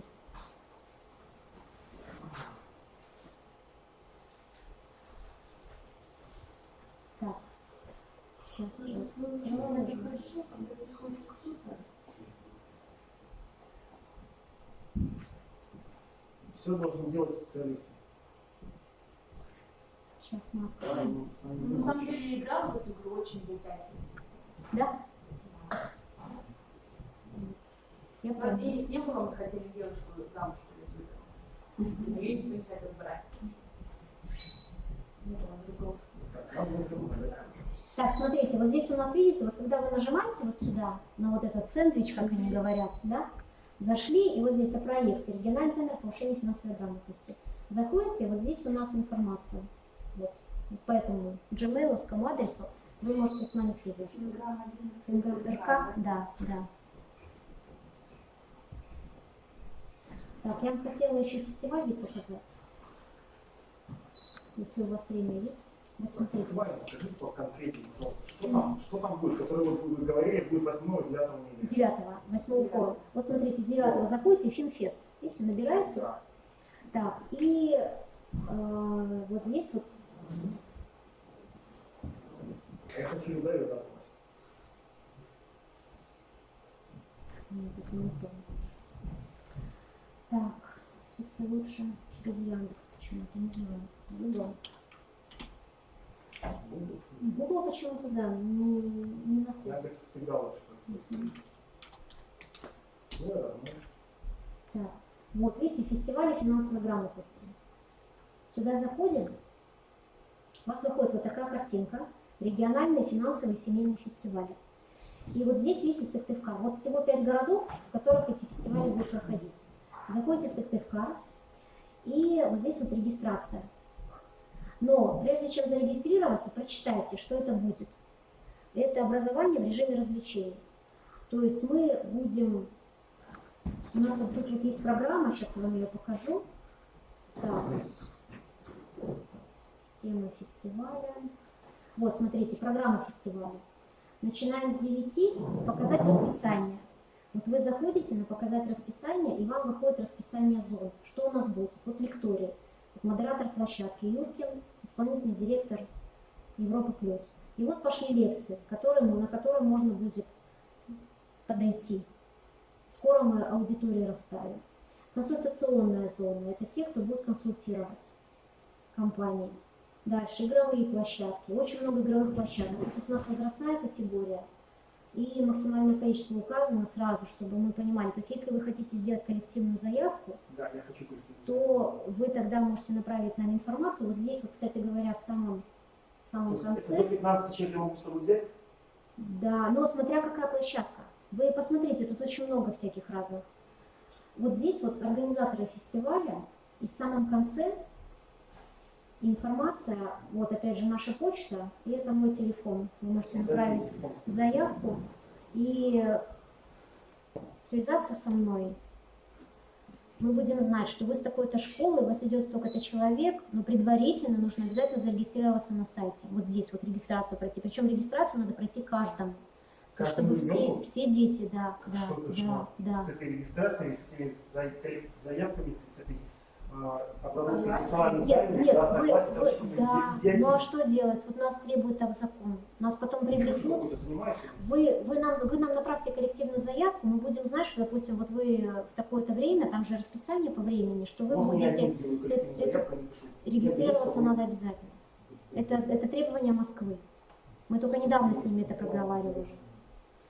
Нужно каждого ребенка посадить, и чтобы он... Вы знаете, что самое? Или родители. Это означает, что я буду регистрироваться за каждого из этих детей. За 15 человек я лично буду сидеть и набивать за них всю информацию. А там информации немного. Фамилия, имя, отчество, почта и телефон. Все, больше ничего. Нет, почта может быть даже одна. Мы уже экспериментировали. Потому что на эту почту приходит приглашение, что ваша заявка принята, тыры-пыры, все нормально. Можно я укажу свою почту и свой телефон? И укажу только... Слушайте, вот я не знаю, мы почту одну и ту же вводили, а телефоны всегда разные, поэтому, по-моему, почта обязательно, телефон не обязательно. Посмотрите, регистрация. Сейчас давайте зайдем, посмотрим. Так, зарегистрироваться. Я на московский форум ездила, всю семью на свою почту и на свой телефон зарегистрировала, тут же получила бейджики, сертификаты и все получила. Вот, смотрите, видите, тут только как вас зовут и ваше имя, все, номер телефона не обязательно. Понятно. Да. Все, Так что, приду сразу регистрировать. Хорошо. Так, все, если у вас есть какие-то вопросы, можете задать. Если нет, то тогда вы же хотели по площадке спросить. Это будет проходить на базе Академии Госслужбы. Коммунистическая 11. Да. А у меня еще вопрос личного характера. 46, там ваш